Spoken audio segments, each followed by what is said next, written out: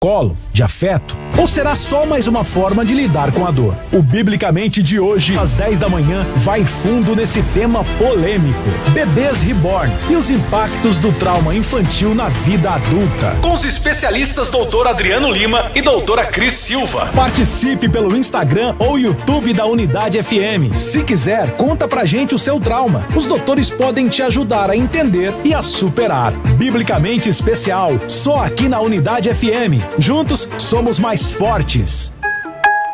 Unidade FM 96.5. Agora a Unidade FM cabe no seu bolso. É isso mesmo! Chegou o aplicativo oficial da Unidade FM. Quer ouvir a gente onde e quando quiser? Então corre lá na Play Store, digita Rádio Unidade FM, clica em instalar e pronto! Com poucos toques, você leva a nossa programação completa no seu celular, no busão, no trabalho, na caminhada ou no sofá de casa. Baixe agora e fique conectado com a gente o tempo todo. Unidade FM, porque juntos somos mais fortes.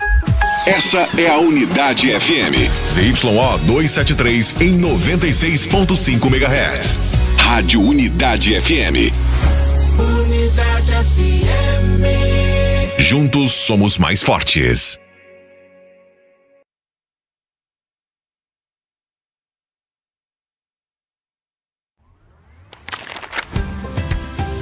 Biblicamente. Biblicamente. Nosso jeito de pensar influencia diretamente no nosso jeito de viver. Pense biblicamente. Viva biblicamente. Uma conversa franca e séria sobre o nosso jeito de viver. Viver biblicamente. Agora na Unidade FM.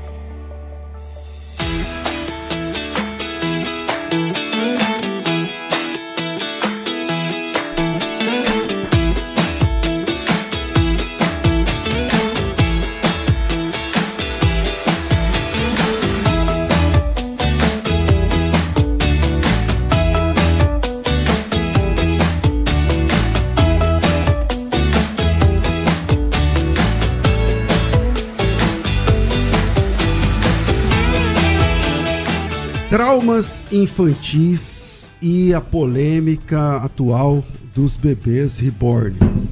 Sejam bem-vindos. Essa é mais uma edição do programa de debates. Na verdade, hoje é o programa Biblicamente, da Rádio Unidade FM.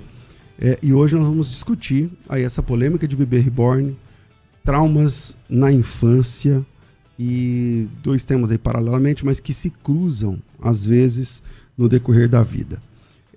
Eu sou o pastor César Cavalcante, nós vamos juntos até meio-dia num programa especial de 2 horas para falarmos sobre traumas psicológicos e a polêmica da vez aí, os bebês reborn. A gente preparou, antes de começarmos aqui a apresentar os nossos convidados, um vídeo explicando um pouquinho essa questão. Solta aí, Cláudio, por favor. Mais um Biblicamente no ar, e eu vou sair aqui do estúdio para poder saber a opinião das pessoas sobre os traumas na infância e o bebê reborn. Vem com a gente que o Biblicamente está no ar. Você acha que hoje as pessoas estão com esse apego emocional ao bebê reborn porque é um trauma de infância? Você acha que talvez não teve o afeto dos pais ou aquela mulher que não tem, né, como ter um bebê? Você acha que é por causa disso? Eu acredito que sim, né? A carência, né, a falta de repente de ter ali uma criança, de poder, até por questões biológicas mesmo, de poder gerar um filho, ela acaba preenchendo esse vazio que ela sente ali, né, de não ter um filho presente, preenchendo com esses bonecos de hoje. Deve ter sido uma infância que não deve ter tido infância, né, na verdade, porque para estar levando isso tão a sério. E acredito que a gente tem que respeitar, mas eu acho que é uma questão individual com cada pessoa. Cada pessoa vai ter um nicho, algum link de referência, ou se foi trauma emocional quando era criança, ou é um trauma que está acontecendo agora na vida dela, como dificuldade para engravidar, algum problema sério, e ela almejava isso, desejava isso, ela não consegue pela genética, por algum problema de saúde, e acaba tendo essa fuga, né, essa referência de se apegar a um bebê reborn. Eu estou aqui com o pastor Alexandre Farias. E, pastor, você acha que a pessoa hoje tem esse apego emocional com o bebê reborn porque é um trauma de infância? Bom, se é trauma de infância, essa pessoa precisa de terapia. Não é possível a gente trocar uma criança por um bebê reborn. Talvez a pessoa pode ter até esses bebês reborns como coleção, mas transferir esse amor para um boneco, isso já pode ser constatado como uma doença. Bom, essa foi a opinião das pessoas e você acha o quê? Participe através do nosso canal aqui no YouTube e também no Instagram da Unidade FM. Pastor, é com você aí.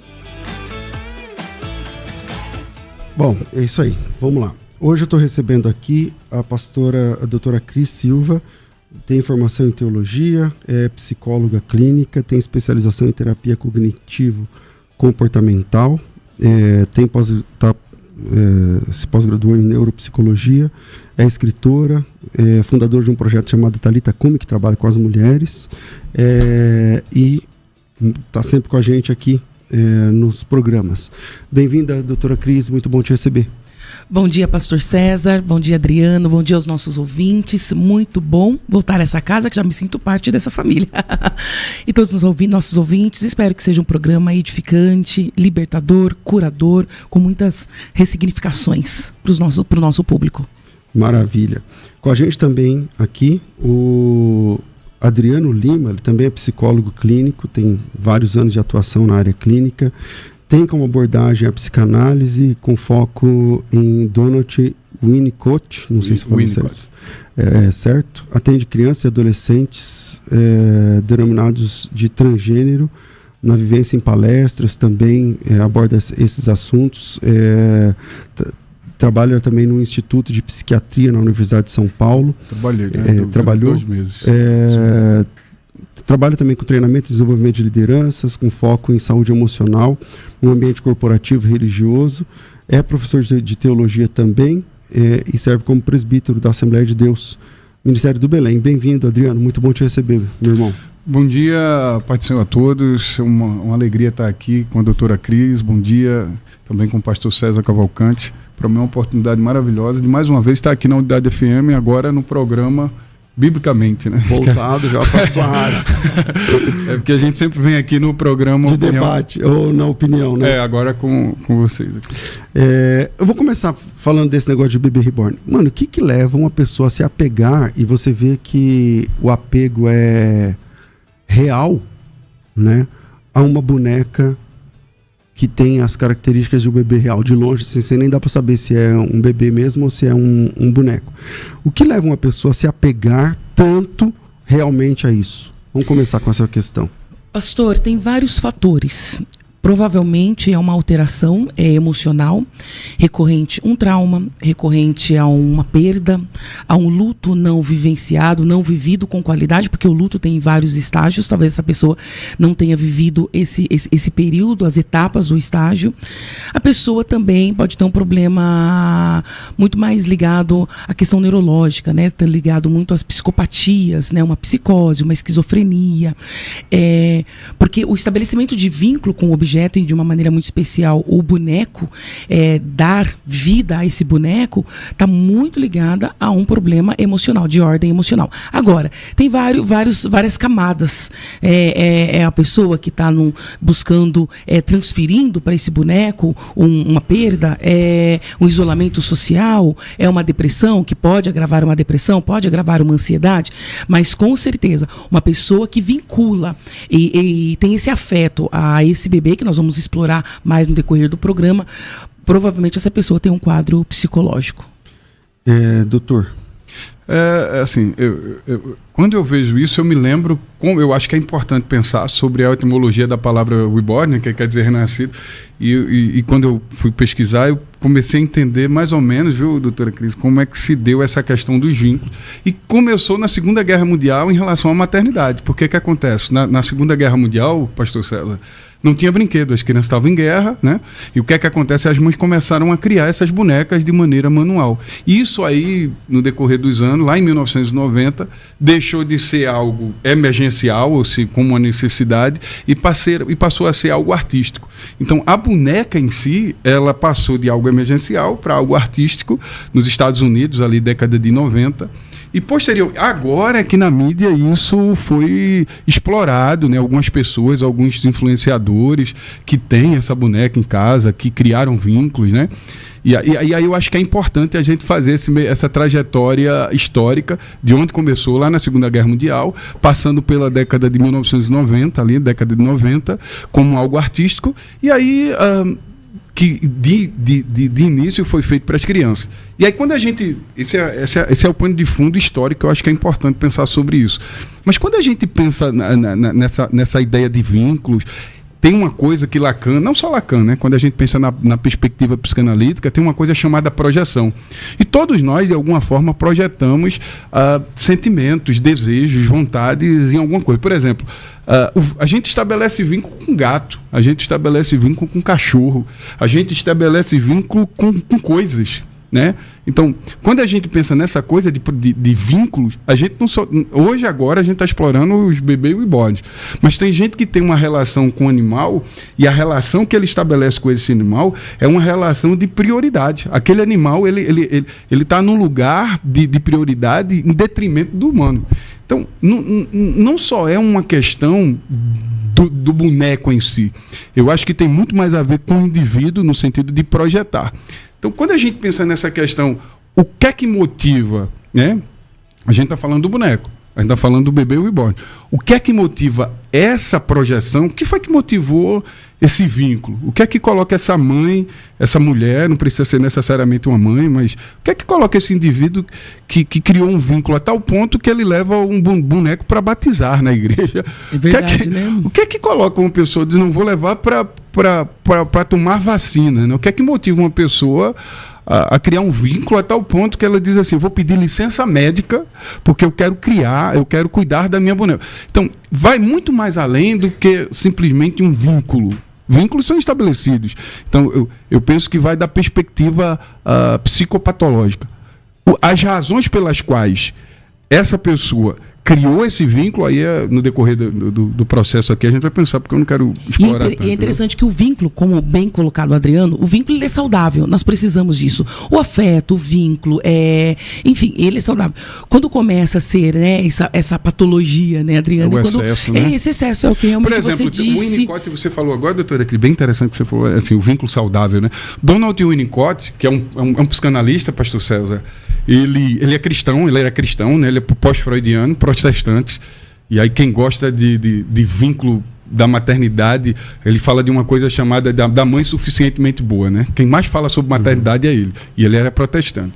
E ele fala sobre uma coisa... O senhor tem filhos? Tem, sim, né? Sim. Tem quantos filhos o senhor tem? 2. Vocês também têm? Não tenho. Não tem. 2 filhos. O que eu vou falar, o senhor então vai entender. No sentido de prática, né? Objeto transicional. O que é que seria esse objeto transicional? Toda criança tem. Para uma criança é aquele paninho. O paninho é fedorento, fede. Ela dorme com aquele paninho como se fosse a última coisa que ela tivesse, né? Pode ser um brinquedo, pode ser a chupeta, um ursinho, um carrinho, alguma coisa. Um carrinho, qualquer coisa que de alguma forma esse objeto se torna o lugar de projeção, de sustentação. É o vínculo estabelecido. O Winnicott, ele diz que esse objeto transicional é o objeto de sustentação e de processo de desenvolvimento da criança. Então, isso que você me traz à memória é isso, que o objeto transicional ele é extremamente importante no sentido de processo de desenvolvimento saudável da criança. Então, mas, por exemplo, eu tenho um amigo que ele é pastor, ele tem mais de 50 anos de idade, tem uns 50, caminhando para 60 anos, e ele ainda dorme com o paninho. Olha só. Então... O que fazer, por exemplo, quando a pessoa não consegue se livrar? Por exemplo, quantas pessoas estão ouvindo a gente agora e mama mamadeira, e é adulto? Ou usa chupeta à noite? Ou chupa-dedo? Ou não tem ainda o mesmo carrinho, a mesma boneca? Tem esse apego, né? Tem esse apego existe, eu conheço casos de pessoas que fazem tudo isso que eu falei para vocês agora. Como explicar isso psicologicamente? Sim, não, pode continuar. Porque e fala muito de Winnicott, né? Posso falar? Pode sim. Continua a linha de raciocínio, né? Então, primeiro que ele parou aí, né? Ele parou. O que foi que aconteceu que ele não conseguiu passar? A gente trocar de fase sem aquilo, né? Porque, por exemplo, a gente tem algumas fases no processo de desenvolvimento infantil. De 0 a 6 anos a gente chama de primeira infância. De 7 a 12 anos a gente chama de segunda infância. O que foi que aconteceu aí na primeira infância? E aí quando eu falo na primeira infância, de 0 a 6 anos, na minha percepção, é a infância... uma da infância mais importante do processo de desenvolvimento. Por quê? É nessa fase que a criança ela vai estabelecer ligações sinápticas. Em nenhuma outra fase da vida, o ser humano vai estabelecer ligações sinápticas como ela estabelece de 0 a 6 anos. Por quê? É de 0 a 6 anos que ela desenvolve a motricidade, é de 0 a 6 anos que ela desenvolve a fala, é de 0 a 6 anos que ela desenvolve o vínculo afetivo com a paternidade e a maternidade, é de 0 a 6 anos. Nenhuma outra fase ela vai aprender tanto como nessa fase, ou seja... As regras, pode, não pode, isso, demarcação de limite, pode, não pode, o não... Até onde vai e tal. Sentimento de onipotência, no sentido de, porque a criança no processo de desenvolvimento, ela não entende a mãe, e aí a gente vai falar sobre, por exemplo, Mellencamp. Tem uma fase, são 2 fases para Mellencamp, posição depressiva e posição esquizoparanoide, de 0 a 6 meses, onde a criança entende a mãe não como sendo a mãe, mas entende a mãe como sendo ela e a mãe uma pessoa só.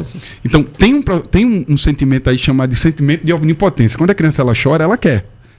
Ela grita e ela vai gritar porque ela não tem ainda a concepção, o processo de desenvolvimento do aparelho psíquico dela não entende o outro como sendo o outro. Então, você vê que nesse processo de desenvolvimento de 0 a 6 anos, a criança ela começa a entender qual é o lugar dela, qual é o lugar do outro, qual é o lugar dela e qual é o lugar do outro, o que pode, o que não pode. Agora, imagina você, por isso que eu, Pastor César e doutora Cris, eu não consigo falar desse momento agora, por exemplo, obviamente tem mídia, tem exploração midiática, tem várias questões aí que a gente poderia pensar, mas quando o pastor César me faz essa questão, eu não consigo falar sobre isso sem falar de relação parental, relação pai e mãe, eu não consigo. Eu tenho que pensar sobre como foi a relação que essa criança estabeleceu com a paternidade dele e como foi que essa criança estabeleceu com a maternidade dela. Se ela se infantiliza, não houve uma cisão aí nesse processo de desenvolvimento. O que coloca ela... aí quando ela se torna uma adulta, pastor César, ela tem uma dificuldade absurda de desapego. É verdade. Tem uma dificuldade absurda de dependência. De dividir. Porque o objeto transicional é justamente isso, é uma cisão. Você deixa para avançar. Por isso, nessa primeira infância do desenvolvimento, que o Adriano ele fala muito bem, nós falamos por o ambiente familiar ser um ambiente até mais pacificador. Porque é neste momento que, quando tem uma família cheia de conflitos, a criança é exposta a olhar, né, vícios, o uso de drogas, enfim, aquele ambiente que desencadeia muito adrenalina, noradrenalina, a criança pode produzir, a criança pode ter uma queima neural, e essa queima neural pode reduzir, inclusive, o cérebro dessa criança até 20%, nesse período da primeira infância, que aí geram os traumas, as sequelas para a vida adulta. Outra coisa importante também, que o Adriano ele fala desse objeto do apego, para mim, que é a abordagem da terapia cognitiva comportamental, que é a TCC, nós estamos aqui com 2 abordagens, né? E é bem bacana que a gente vai, né, dessa troca, né, da psicanálise e da TCC. E da TCC o que esse naná, o dedo, a chupeta, ela simboliza, né? Que crença essa pessoa desenvolveu para que haja esse simbolismo, para que na fase adulta tenha essa dificuldade do desapego, né? Exatamente. E a gente precisa, é o que o Adriano disse, olhar para esse si, para esse indivíduo, melhor dizendo, olhar para si, para tentar entender esse mecanismo, essa dinâmica emocional, para ter algumas respostas, seja no boneco, seja na chupeta, seja na mamadeira, seja no bichinho, né? Para poder essa pessoa fluir e viver de uma forma madura e saudável. Bom, você também pode fazer a sua pergunta, manda para cá. O WhatsApp é 984849988, 011 São Paulo, 984849988. E você pode fazer a pergunta tanto sobre o bebê reborn quanto essa questão das fases aí da infância, tal, e traumas. Mas, voltando aqui, uma pergunta. A gente vê muito, tanto crianças quanto adolescentes e depois jovens mimados. Não conseguem lidar com não, discutem com o pai em pé de igualdade. Eu estou falando de crianças de 5 anos, 10 anos, discutem com o pai e com a mãe em pé de igualdade. Você tem que não sei o que e tal. Onde é que os pais erraram? Ou não há erro dos pais? Isso é da formação da criança. Tem gente que é assim mesmo, mais dura do que o outro. Ou tem alguma questão de ingestão dos pais aí nessas fases da criança, doutor? Vamos lá. Quando a gente pensa na criança, a gente tem que pensar sobre algumas relações que ela estabelece. Relação escolar, relação social, o acesso à mídia que essa criança está tendo, eu acho que é importante também, e a relação parental, ou seja, a relação com o pai e com a mãe. Por isso que eu digo, quando eu penso em aspectos comportamentais da criança, por exemplo, uma criança de 5 anos, eu atendi a criança, hoje não atendo mais por causa do ambiente, de prioridade a adolescentes, adultos e casais. Aí a criança chega lá, pastor, e diz assim: o meu filho está gritando, ele só vive gritando. E essa criança ainda, ela é agressiva. Essa criança ainda não teve acesso à escola. Vamos pensar nesse lugar. Quem é a primeira relação que a criança estabelece? É com os pais. A primeira relação que a criança estabelece é com os pais. Eu não tenho como pensar sobre a criança sem pensar no ambiente que ela está inserido e na relação que ela estabelece com essa parentalidade. Então, o senhor me colocou o indivíduo mimado, essa criança mimada.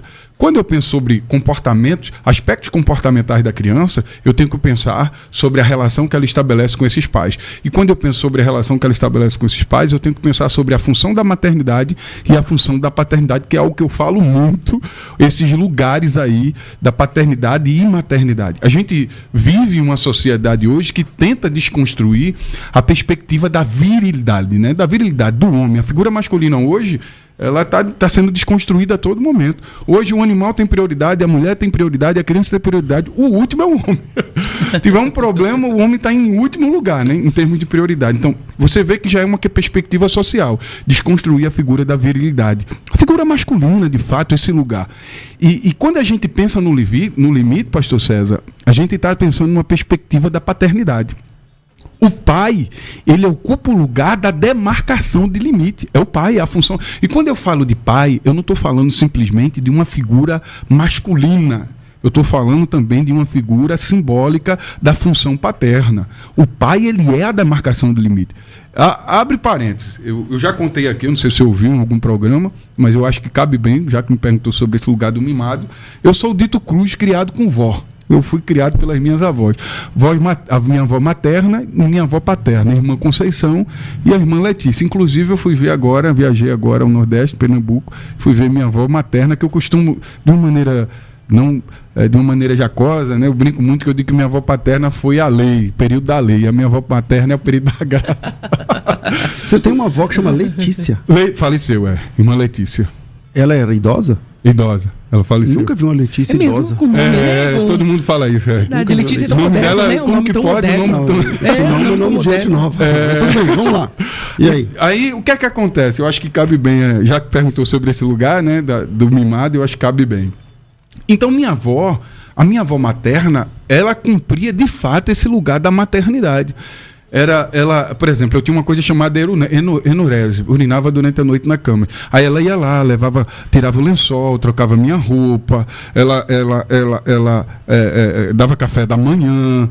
Ela tinha esse lugar da maternidade enquanto afeto, de proteção, de cuidado, né? Essa era a minha avó materna, né? Ela estava nesse lugar da proteção excessiva. Já a minha avó paterna, a irmã Letícia não era brincadeira não, viu, pastor? A irmã Letícia. Só tinha um nome moderno. Assembleiana. Imagina, lá no Nordeste eu já tenho.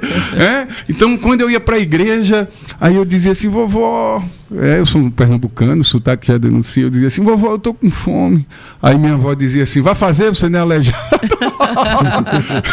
Não, é assim... Ela não tinha conhecimento, obviamente, que ela não teve recurso acadêmico. Então, mas ela cortava o mimo. Isso, perfeito. Então ela fazia esse papel do limite, né? Exatamente. E é aí onde entra a função.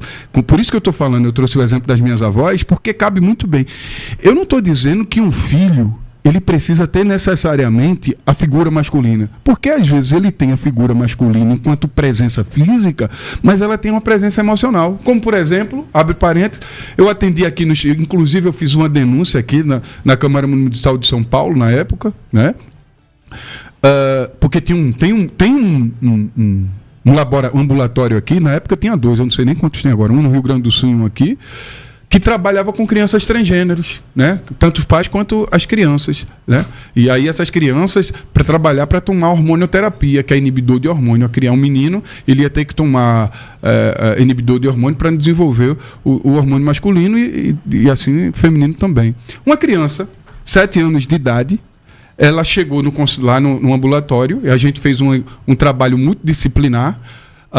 Como foi esse trabalho multidisciplinar? Assistente social, psiquiatra, psicólogo e fonoaudiólogo. Essa criança diz assim, vamos atendê-la. Que ponto disciplinar? Ok. Por que está acontecendo? A mãe trouxe, né? Ele queria usar o brinco da mãe, o sapato da mãe, a roupa da mãe, tudo que era da mãe ele queria usar, tudo que era da mãe. Aí a gente perguntou assim, mas para a escola você vai? Ele disse, não, para a escola não. Ok, chama o pai. Quando chama o pai, do jeito que eu estou aqui nessa cadeira, colocou... A mãe está aqui, a criança aqui, desse jeito que eu estou sentado aqui, a criança ficou aqui e o pai aqui. O pai obeso, enorme. E aí a gente perguntou para aquela criança, para aquele pai, o que é que você faz com seu filho? Aí ele fez assim, não, a gente come pizza e assiste televisão. Olha só... Come pizza. Quem era a figura viril dentro da dinâmica familiar? A mãe. Quem era a figura que orientava? A mãe. Quem era a figura que mandava? Ele vai querendo ser igual a mãe. Eu queria ser igual a mãe. A mãe heroína, a mãe é essa figura maravilhosa. Quer usar a roupa da mãe. Exatamente. Então a figura de autoridade era a mãe. É igual aquela história, né? Não, eu vou sair, falo com a sua mãe. Não, eu vou fazer isso, falo com a sua mãe. Aí o menino olha e diz, rapaz, quem manda aqui é papai, é mamãe. Papai não manda em nada. Então, esse lugar de demarcação de limite, do pode, não pode, do vai, não vai, é do pai. O pai é que demarca o limite. E isso é importante porque gera essa síndrome do reizinho, que a criança manda em casa. Essa dinâmica familiar. Temos também um outro ponto para se pensar. Por que este pai ou essa mãe, mesmo com os papéis trocados, enfim, não colocando limite, será que também não tem um sentimento de culpa? Hoje nós estamos dentro de uma sociedade que é o ter. E está tudo muito caro, os pais têm que sair para trabalhar. Então, às vezes tem a questão da culpa. Então, eu sempre dou, o meu filho pede, eu acabo dando, eu acabo cedendo. Então, ele pode pegar o controle, ele pode... A gente também pensar nessa dinâmica familiar, que pode ter esse sentimento de culpa. Eu passo pouco tempo com o meu filho e esse pouco tempo, ao invés de desenvolver com qualidade, não. Eu acabo excedendo para compensar o vazio, para compensar a minha ausência, porque eu estou trabalhando bastante. Então, é importante mesmo, porque isso pode sequelar essa criança na fase adulta. E a fase adulta não vai ter maturidade. A maturidade não está ligada à idade. Pessoas com 50, 60 anos que não têm maturidade nenhuma, porque foi desenvolvido lá na infância essa verdade que ela pode tudo. E aí a gente pode até pensar no temperamento. Porque uma criança, às vezes eu falo nas palestras, nas ministrações, quando eu abordo sobre os temperamentos, se o temperamento está muito ligado à identidade, se a criança já tem a predisposição para ser colérica, e o colérico tem essa coisa da liderança,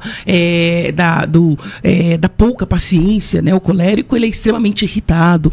Enfim, se a criança já tem essa predisposição e é reforçado a partir dos estímulos externos por conta de uma família que tem tudo isso que o doutor Adriano trouxe e também o sentimento de culpa dos pais, com certeza vai ter um adulto complicado, um adulto difícil de receber não, adulto com dificuldade de ser frustrado. E não tem resiliência, porque um adulto que não sabe ouvir esse não, que é contrariado, não consegue ver um feedback que vem para agregar, mas que ele recebe de uma forma talvez não tão construtivo, é uma pessoa que não tem resiliência, fica imaturo. Você também pode fazer a sua pergunta, mandar sua pergunta para cá. O WhatsApp é 984849988, 011 aqui em São Paulo, 984849988. Qual é o perfil psicológico das pessoas que se apegam a esse tal de bebê reborn? Porque assim, eu não vi reportagens, mas eu vi as pessoas dizendo que estão querendo que atenda no médico, vai lá no médico com o bebê, fala, tem que levar meu bebê no médico, e quer que o médico atenda. Essa pessoa está desconectada da realidade, né, para mim. Essa pessoa é maluca, não sei. Ou quer que apresenta na igreja. Olha que loucura, né? Ou quer vacinar, vacina, ou quer se afastar do emprego durante o tempo de maternidade e tal. Como é que a ciência, como é que a psicologia dá nome a isso? Isso é o quê? Uma pessoa assim é uma pessoa o quê? Ela é doente? Ela é certa da cabeça? Não é? Como que a gente entende? Gostei disso. Ela é certa da cabeça. Porque é uma boneca, né? É um brinquedo. Então... Parece que vocês estão cheios de dedos, né? Eu fiz uma pergunta muito... Não, é assim mesmo. E é isso mesmo. Com certeza essa pessoa, ou ela está numa negação da realidade, que é um mecanismo de defesa, ou ela está em um surto psicótico. Mas vamos lá. A gente precisa pensar que nós estamos recebendo muitos materiais com relação a isso. Em alguns momentos eu até duvido de todas as informações. Eu acho que tem algumas pessoas que estão aproveitando essa onda, querendo engajamento, querendo ser conhecido nas redes sociais, porque esses dias eu recebi dizendo que um homem e uma mulher eles estavam brigando judicialmente para ter esse bebê. Eu disse, como um homem? Pensa, um homem falando assim, eu ganhei, tô pagando o advogado para esse advogado me dar a boneca e depois eu vou para casa da minha mãe no domingo e vou falar assim, olha o meu bebê, né? No fim, não cabe na minha cabeça que a briga de casal vai chegar nesse... Então, eu até penso, né? Será que isso não é uma forma, né, de se promover nas redes sociais? Porém, nós não podemos desconsiderar e descartar que realmente tem pessoas que estão dando vida a esse boneco. Acredito mesmo, coloca roupinha, leva para passear, busca uma injeção, enfim, né, para dar na criança, porque a criança não pode ficar resfriado. Uma pessoa que começa a manusear, a entender que está tendo vida naquele boneco, é uma pessoa, com certeza, está em um quadro psicótico, ela está num período delirante, né? Ela conversa com o boneco, então não é só colecionar a boneca, não é só de um uso terapêutico, porque a boneca, o bebê reborn, está sendo usado para mulheres que perderam filhos, dentro da infertilidade, tem alguns amigos, parceiros, enfim, da área profissional, que usam desse boneco para um tratamento. Quem tem Alzheimer também tem usado muito, feito uso desse boneco. Mas uma pessoa que chega e fala, este é o meu filho, e fica irritado, porque tem alguns pontos que os familiares e os amigos precisam estar em alerta com relação a essa pessoa, na conduta, no manuseio dessa boneca. Como? Quando ela está no isolamento social, eu fico mais em casa, então eu deixo de ter a interação social. Quando o afastamento da boneca causa uma irritabilidade muito grande, é um alerta vermelho para essa pessoa. Quando ela se sente ofendida quando a pessoa fala dessa boneca com um objeto e não como filho dela. Quando ela começa a reportar essa boneca como uma criança. Meu filho está com febre. Olha, meu filho vai no parque. Meu filho fez amizade. Meu filho precisa de uma escola. Provavelmente essa pessoa está com um mecanismo de defesa, está numa crise psicótica, está num quadro delirante mesmo, e aí precisa passar por uma avaliação psicológica, psiquiátrica, de uma maneira adequada, para poder ver se é essa disfunção mesmo. Perfeito, eu acho que a fala da doutora Cris cabe bem, eu vou agregar, né? Primeiro que eu penso que isso fala de um mal-estar da sociedade. A gente vive uma esquizofrenia social, né? Zygmunt Bauman, ele morreu em 2017, e ele traz o conceito de medo líquido, sociedade líquida, ele traz essa questão da liquicidade e da sociedade. Então, o bebê reborn é um dos lugares e uma das dinâmicas que mostra o adoecimento da sociedade. A gente está doente, pastor. A sociedade está doente. A gente... Uma pandemia silenciosa, né? Os transtornos emocionais, né? Por exemplo, eu vejo eu sou cristão, né? Todos nós somos cristãos, né? Lidamos com o público, a gente prega, palestra. E aí eu fico pensando, eu vou abrir um parênteses para trazer uma coisa para depois agregar a fala da doutora Cris. Não, vamos revolucionar, vai nascer o avivamento. Aí o avivamento, não, jovens, agora a pessoa não consegue desligar o celular 15 minutos. Que avivamento é esse?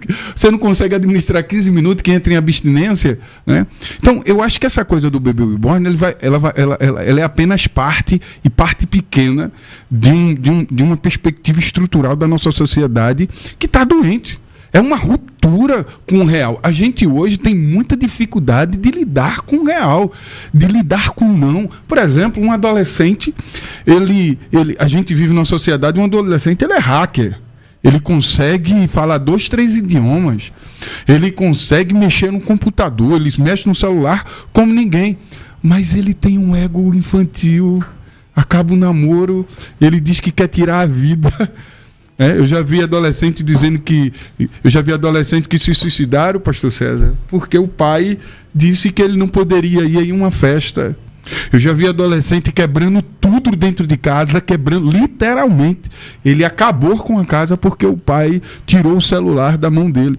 Então você percebe que hoje a gente vive, nós estamos inseridos, quando a gente digo a sociedade, estou falando da gente. A gente vive uma sociedade extremamente fragmentada, fragilizada, desorganizada. Esse bebê reborn, ele é resultado desse lugar em que a gente se encontra, onde as pessoas têm dificuldade de lidar com a frustração. Tem uma mulher chamada doutora Anna Lebeck. Ela é pesquisadora da Universidade de Stanford, nos Estados Unidos, e ela tem um livro, que inclusive eu tenho, acho que eu já apresentei ele aqui, Nação Dopamina. Essa necessidade do prazer. Hoje a gente tem dificuldade de lidar com a frustração, né? A gente vive o prazer pelo prazer. É interessante o prazer, mas a gente vive numa sociedade que a todo momento tenta negar o prazer. Então, esse lugar do bebê reborn, quando o pastor me coloca e faz essa pergunta, o que acontece? Que a pessoa vai lá e diz assim, não, eu tenho que vacinar esse bebê. É meio louco mesmo, é um negócio meio doentio. Para quem não é da área de saúde, diz assim, rapaz, esse camarada tá maluco. Como é que pode isso? Porque quando a gente começa a pensar numa perspectiva de desenvolvimento psicológico, a gente tem que pensar sobre algumas coisas. Por exemplo, essa pessoa tem dificuldade de lidar com luto. Quando eu falo de luto, eu não estou falando de luto apenas de perder pessoas. Eu estou falando de luto de ter a capacidade de lidar com perdas. Tem gente que tem uma dificuldade absurda de lidar com perda, faltou limite.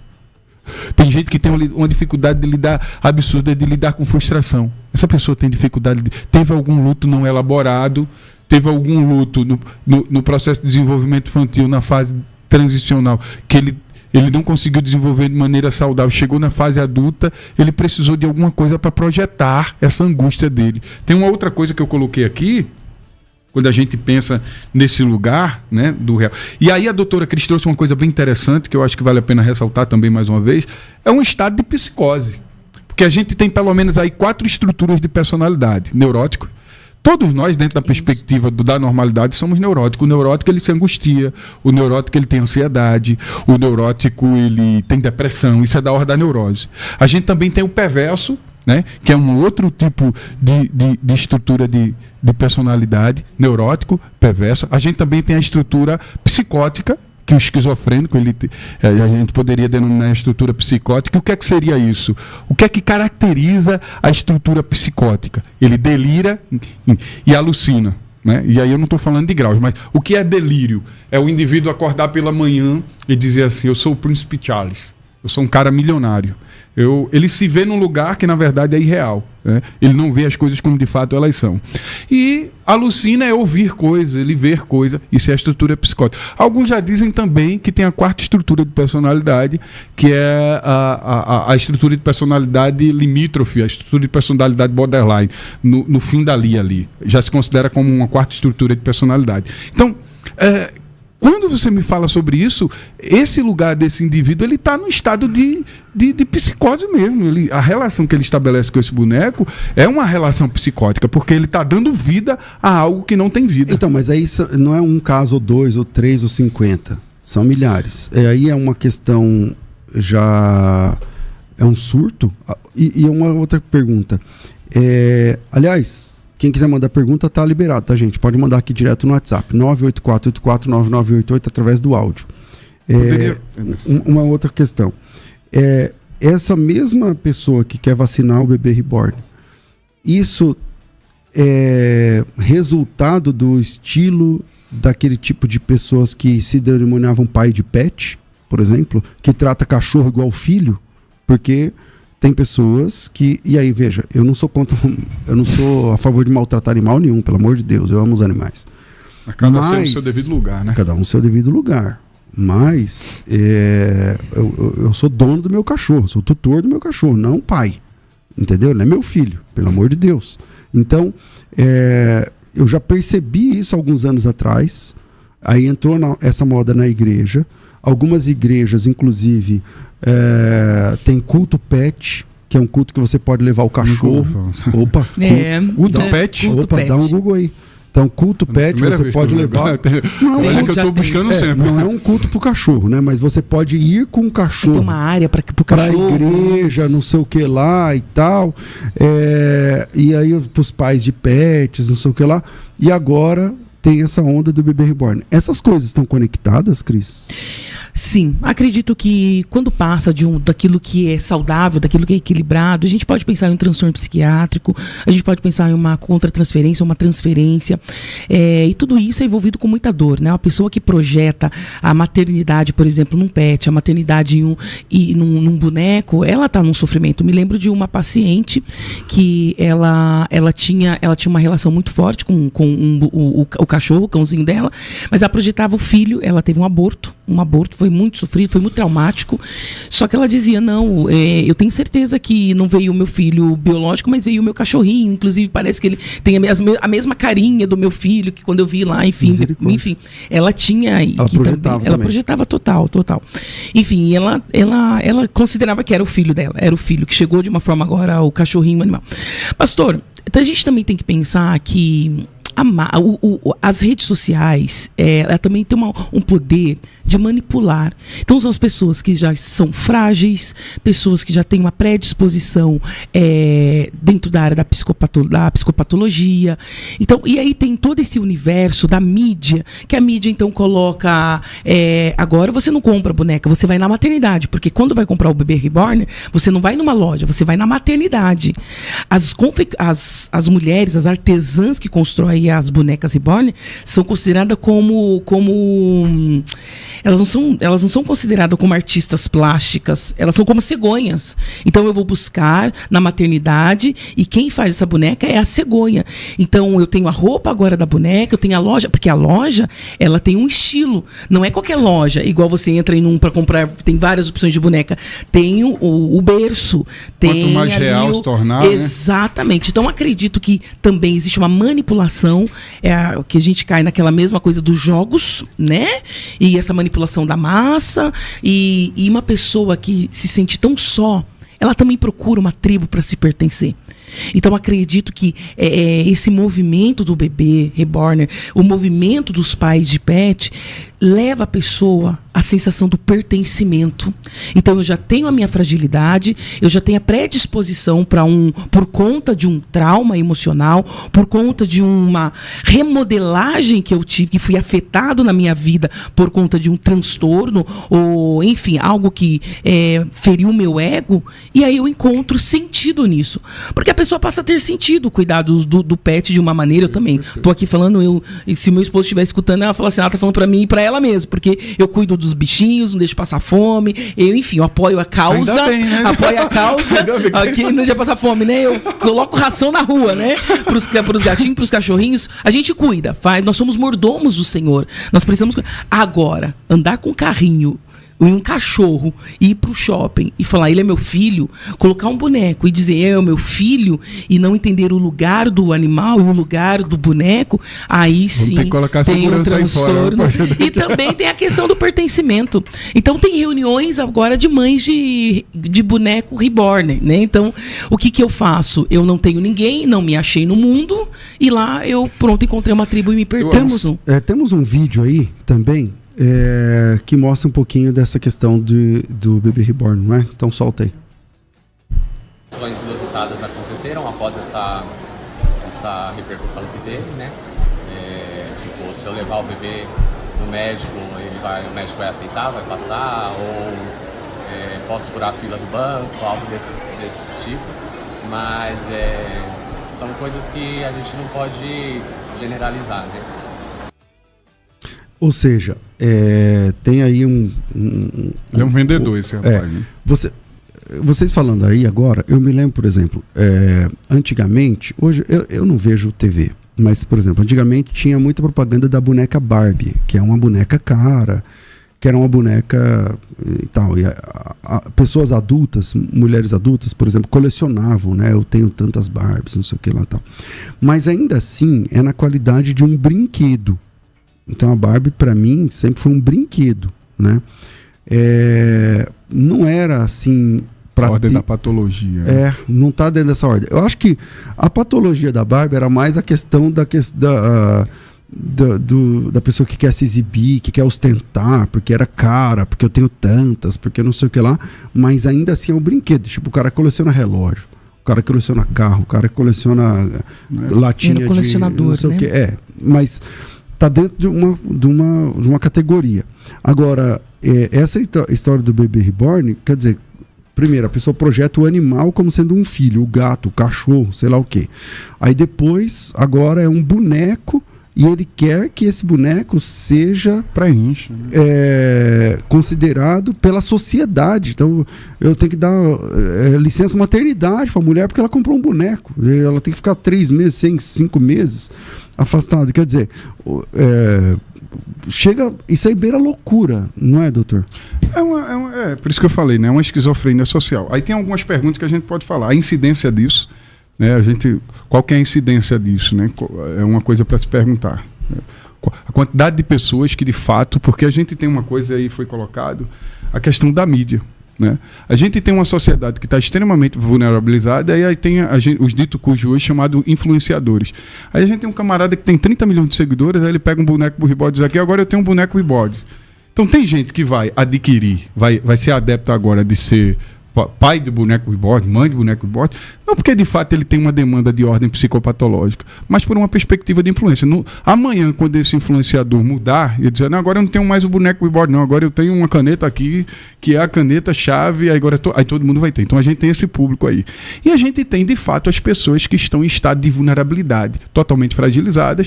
Tem alguém que vai lá, influencia essa pessoa por estar vulnerabilizada, e quando você está numa ordem de vulnerabilidade emocional, você não consegue enxergar as coisas como de fato elas são. O real, você não consegue enxergar o real de fato como ele é real. Você começa a enxergar as coisas de maneira turva. Agora, pensa bem, alguém no estado de vulnerabilidade, alguém no estado de fragilidade, vem um influenciador, diz, agora o boneco reborn, eu tenho um. Aí ele adquire esse boneco e projeta todas as demandas dele. Ele teve um trauma na infância, eu não consigo pensar no processo psicopatológico sem pensar na infância. Ele teve um trauma na infância e esse trauma foi relacionado a processo de escassez. Você já percebeu que existem pessoas que têm por exemplo, ele compra sapato, ele só usa 2. Ele compra roupa, só usa 3. Não, ele compra 10 quilos de carne, 30 quilos de carne, parece que vai haver agora Walking Dead. Acabou o mundo e agora a geladeira, porque na infância dele ele teve um processo tão grande de escassez e isso de maneira inconsciente ele projeta isso. Que falta é essa? Que lugar é esse desse indivíduo, dessa pessoa, que consegue e percebe esse boneco como sendo uma pessoa? Tem alguma falta aí que não foi elaborada. E quando eu falo sobre falta, o ser humano é um ser faltante. E, de certa forma, a falta ela pode ser extremamente saudável, no sentido de colocar no lugar de movimento. Mas que falta é esse que esse boneco está preenchendo? Que trauma foi esse? Que cisão foi essa que esse boneco agora se tornou alvo de projeção, que eu tento preencher o que está vazio dentro de mim através desse boneco? Esse boneco está ocupando algum lugar. Que lugar é esse?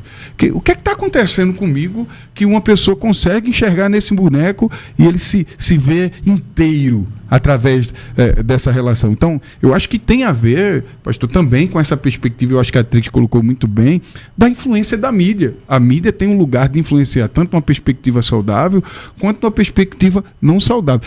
É de fato, é real esse lugar aí? Ou é de fato uma modinha? Ou é de fato uma ostentação? Porque essa boneca não é barata, não. Não é barato, né? E tá tão sério isso que nós estamos falando, e que seja um alerta para os nossos ouvintes, que, olha, a vereadora Débora Palermo, da cidade de Campinas, ela apresentou um projeto que impede a concessão de benefícios ligados à maternidade de pais de bebês reborn. Aí você fala assim, tá indo já para uma discussão para o município nas cadeiras dos vereadores. Uma vereadora parece que fez uma lei. Isso, por que eu estou pensando nisso, né?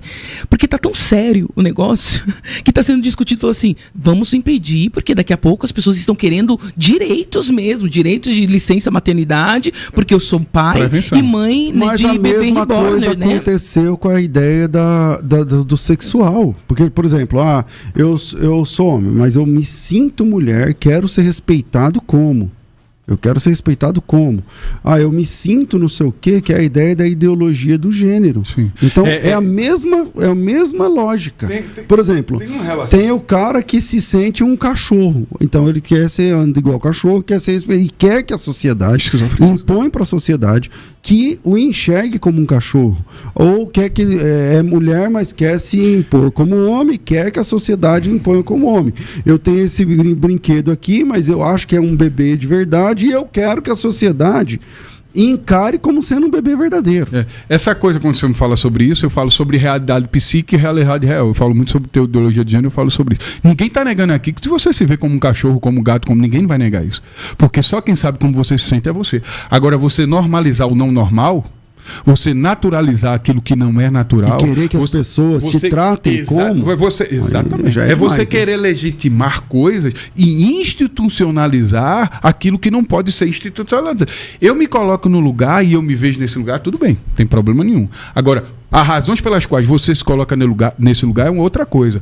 E você não pode querer institucionalizar e legitimar um comportamento e querer que a sociedade aceite aquilo que é teu. O que é teu é teu, o que é do outro é do outro. Então, eu acho que essa fala do pastor César, ela cabe bem. Eu coloquei alguma coisa aqui que eu acho que é muito bom também ser pai de bebê reborn. Não dá trabalho, né? É o lugar da irresponsabilidade, meu amigo. Só é bonitinho. Não, o bebê não chora.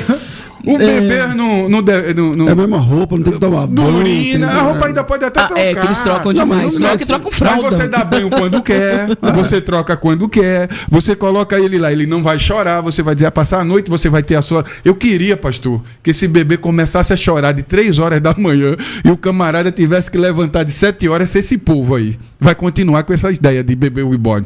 Eu queria que a criança, de madrugada, 2 horas da manhã, eita, defecou agora, fez cocô aqui, né? Vamos lá, vamos ter que trocar a fralda. Eu queria ver essa equipe aí, esses mães de bebê reborn, se eles iam ter o mesmo empenho. Então, esse lugar do bebê reborn também fala do lugar de irresponsabilidade. Não tem... Qual é a responsabilidade que se tem com o bebê reborn? Nenhuma. É um boneco, literalmente é um boneco. Igual a todos os outros. Oi? É um brinquedo. Um brinquedo, e você coloca ele lá. Ou seja, por isso que eu estou falando. Tem muito mais a ver com você do que o próprio boneco. O boneco é extremamente saudável. Você lembra do bichinho virtual? Vocês lembram? É verdade. O bichinho virtual, pelo menos morria, né? Pelo menos se você não cuidasse, se você não desse comida lá virtualmente. Bichinho virtual. É bichinho virtual. Conhecia como que era o nome?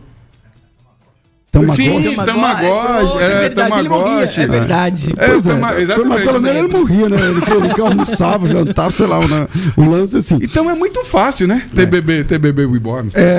Temos ouvinte ao vivo, vamos soltar aí. Vamos ver o que pensa o ouvinte, uma pergunta que ele tem para fazer. Vai.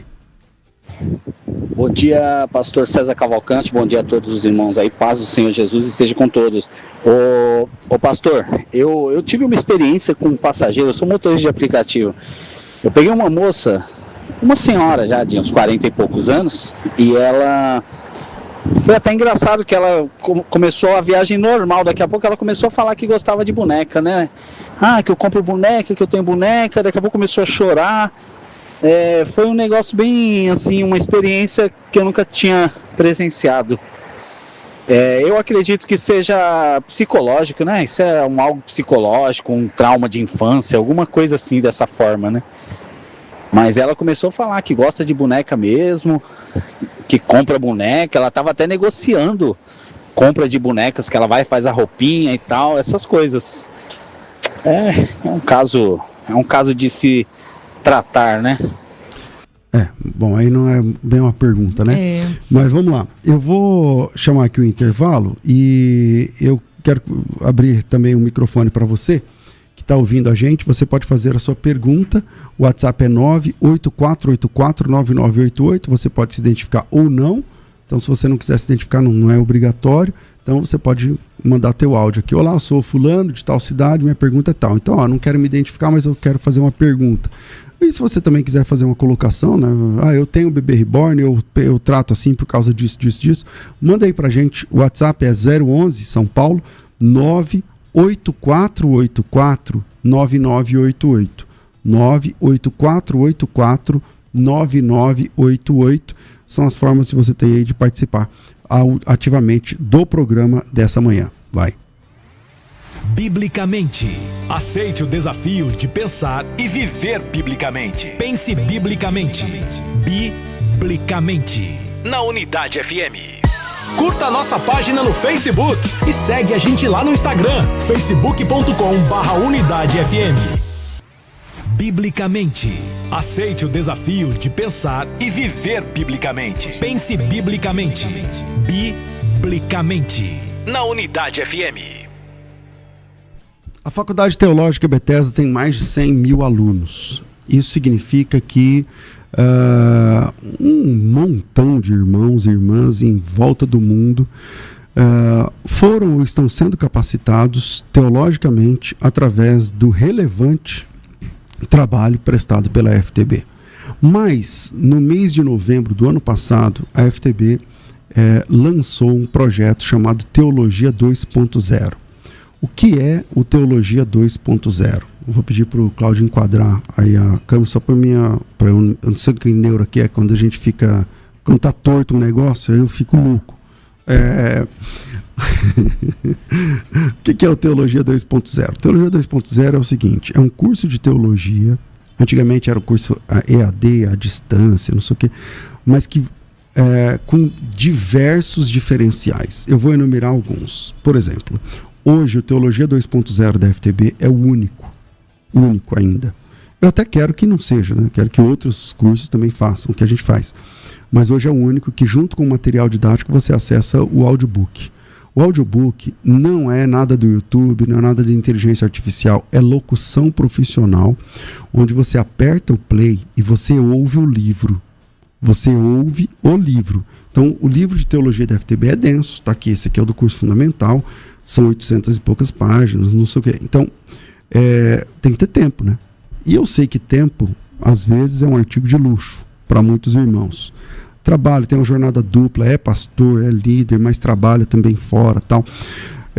E aí você pode otimizar o seu tempo. Você está na academia? Ouve, você pode ir ouvindo o audiobook. Você está na bicicleta? Você está fazendo caminhada? Você está no ônibus, no metrô, no Uber, na condução? Então, você pode ir e voltar, se demora uma hora indo e outra voltando do trabalho, você pode ir e voltar com fone de ouvido aqui, ouvindo o livro. Tem gente que gosta de ouvir o livro, lendo o livro também. Então, o material didático chega na sua casa, uma caixa no seu nome, com todo o material que você precisa na sua formação. Tem uma cartinha que a FTB envia para você, explicando todos os detalhes. Lá dentro, se você opta pela formação completa, tem o fundamental, o segundo livro, o intermediário e o terceiro material didático, o avançado. Todo esse material você tem acesso ao audiobook. Eu estou falando de um diferencial do Teologia 2.0, mas esse é um.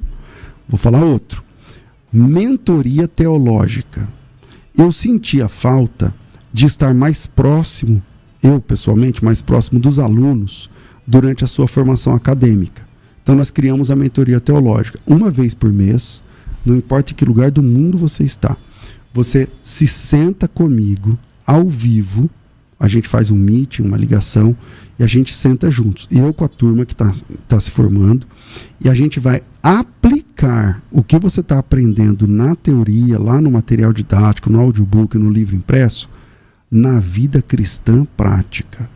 Mentoria teológica é comigo, é uma vez por mês você tem uma aula comigo, uma mentoria comigo. Além da mentoria comigo, então são 2 diferenciais que só existem hoje no Teologia 2.0 da FTB. Tutoria teológica. O que é o tutor? É o que pega na sua mão e vai te acompanhando durante o seu desenvolvimento pedagógico. Na FTB, no Teologia 2.0, nós oferecemos tutoria teológica. Hoje ele está semanalmente, mas eu tenho pensado em mudar isso para quinzenalmente.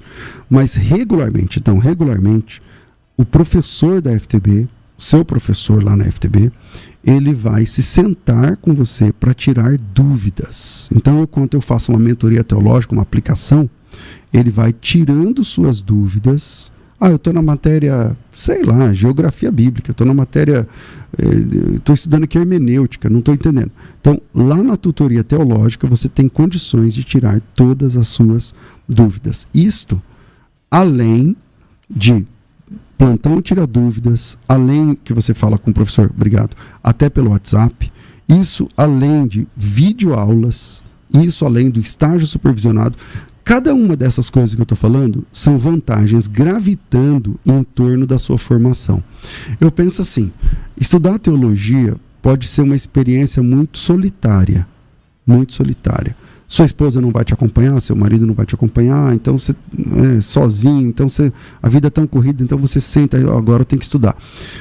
Se você se dedicar 1 hora por semana, você consegue estudar na FTB. Por quê? Porque o curso, embora seja à distância, a distância é muito curta. Por quê? Porque você tem o audiobook, porque você tem mentoria teológica comigo todo mês, você tem tutoria toda semana, você tem plantão tira dúvidas, onde você fala com seu professor, de verdade, pode ser por e-mail, pode ser pelo WhatsApp, por exemplo, pode ser por telefone. Você tem mapa mental para cada disciplina, isso também não existe fora da FTB. O mapa mental é fantástico para você entender onde você está, onde você precisa chegar e qual o caminho. Então, cada disciplina oferece mapa mental.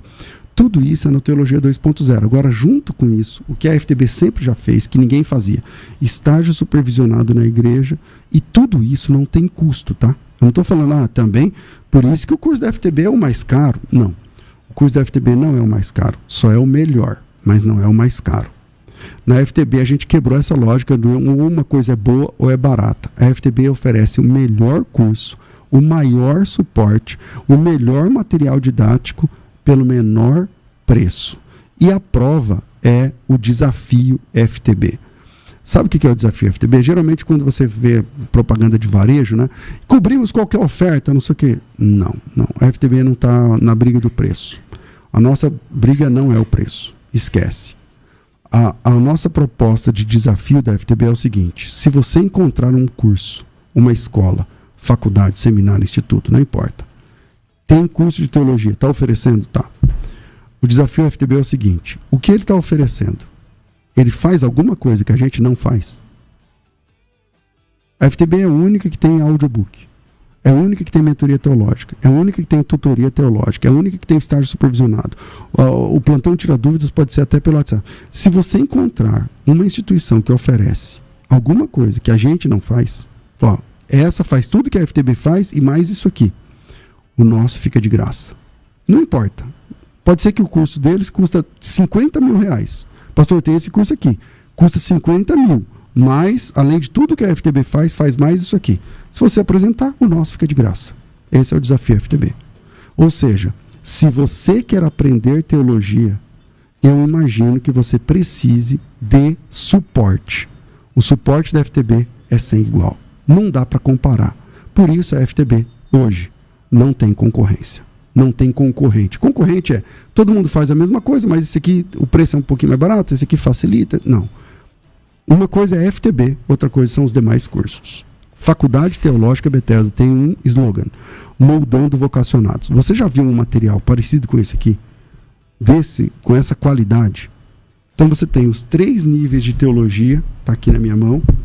Quando termina, Quando termina, forma um vaso aqui, não forma? Não sei se está na medida certa aí. Ó, deixa eu segurar aqui. Ó, quando termina, tem esse vaso aqui pronto. O primeiro nível é o fundamental, o vaso ainda está informe. O nível 2, o vaso está sendo preparado. O nível 3, o vaso já está pronto. Quando termina, você tem o vaso pronto aqui. E aqui atrás, você tem as 56 disciplinas. Antigamente, muitos cursos são assim ainda, né? Você compra o curso, mas cada vez tem que comprar o livro. Não, na FTB você não tem que comprar livro. O material didático está incluso. As videoaulas estão inclusas, o audiobook está incluso, a mentoria teológica está inclusa, a tutoria está inclusa, o estágio supervisional está incluso, plantão tira dúvidas está incluso, o mapa mental está incluso. A FTB é única em várias coisas, mas a gente não faz isso para ganhar dinheiro. A gente não inventa um monte de coisa para falar, isso aqui custa mais 10 por mês, isso aqui mais 50 por mês, isso aqui... Não. Tudo está incluso. O valor da formação completa é R$ 149,90. R$ 149,90. A formação completa dura 48 meses. Dura 4 anos. São 8 semestres. Você paga 2 semestres e não paga mais nada. Repito, estude 48 meses e pague 12. Não tem mensalidade, não tem letras miúdas, não tem taxa de matrícula. Os 10 primeiros matriculados ganham a imersão em hebraico também. Esse não é para todos, é para os 10 primeiros. Então, se você ligar agora para fechar o seu curso, você ganha na hora o acesso ao curso hebraico fácil, tá certo? Vou pedir para o Júnior fixar na barra do chat aqui, que já era para estar, me desculpem, mas vai estar fixado aqui na barra do chat e também na descrição do vídeo. E para o Jefferson fazer a mesma coisa lá no canal da rádio. Então, é só clicar no link para fechar a sua inscrição. O WhatsApp é 975113385, 975113385. A gente vai voltar aqui para o intervalo, mas dá uma olhadinha na irmã, eu não vou me recordar o nome dela agora, lá da Suíça, que fez a inscrição na FTB, como é que funciona para se tornar aluno da FTB. Enquanto isso, clica no link e faça a sua inscrição. Paz do Senhor, meus irmãos. Eu me chamo Nicole, tenho 26 anos e moro na Suíça há 7 anos. Me converti em 2022 e desde minha conversão eu tinha uma sede insaciável pela palavra de Deus. Eu queria começar a entender mais sobre as religiões, a diferença entre o catolicismo e a reforma protestante, todos esses assuntos. Eu queria conseguir compreender aqueles nomes difíceis que eu via os teólogos falando, mas a oportunidade de fazer uma faculdade de teologia na Suíça parecia tão distante de mim. O que me restava era buscar conhecimento em outros lugares. E tudo começou quando eu encontrei os debates da Rádio FM Musical. Eu comecei a assistir constantemente vários temas que me interessavam. E foi ali que eu ouvi pela primeira vez sobre a FTB. A oportunidade de fazer uma faculdade 100% online, diretamente da minha casa. Será que seria possível? É claro que eu não perdi a oportunidade e me inscrevi na Faculdade Teológica de Bethesda. Eu não conseguia segurar a emoção de estar realizando um sonho que parecia impossível. Porém, o nosso Deus é o Deus do impossível. Os meus materiais viajaram do Brasil para a Suíça. Os materiais da FTB são excelentes. A leitura é clara e direta, não deixando nenhuma dúvida sobre todos os assuntos que são tratados. Mesmo para mim, uma nova convertida, eu conseguia finalizar cada matéria sem nenhuma dificuldade na compreensão. No princípio, eu achava que toda aquela minha vontade e sede por aprender sobre a palavra de Deus era algo muito pessoal. Mas hoje, depois de criar um Instagram onde eu estou sempre postando conteúdos cristãos, eu alcanço inúmeras mulheres que têm perguntas tão difíceis quanto as que eu tinha quando eu me converti. Mas hoje existe uma grande diferença. Hoje eu sei a resposta para estas perguntas. Graças à minha faculdade de teologia e uma busca constante na palavra de Deus. Estou finalizando meu primeiro ano na FTB. Esse ano foi um ano de muitas emoções e muitos aprendizados. Eu pude usar tudo que eu estava aprendendo na célula que nós lideramos em casa. E pude também derramar sobre outras pessoas o que eu havia recebido de conhecimento pela faculdade. Quando eu comecei a faculdade, havia uma declaração logo nas primeiras páginas que mudou a minha vida. Apesar da palavra teologia vir do grego theoslogia, que significa o estudo sobre Deus, a declaração dizia: nós não estudamos Deus, porque Deus não está sentado à mesa batendo um papo conosco, Ele também não está sobre a mesa sendo estudado. Porém, o que nós estudamos é a sua revelação. E nós sabemos que Deus ele não revelou tudo, mas Ele revelou o suficiente, o necessário que nós precisamos saber para a nossa caminhada cristã. O pastor César Cavalcante também me disse uma frase que também eu vou levar para toda a minha vida.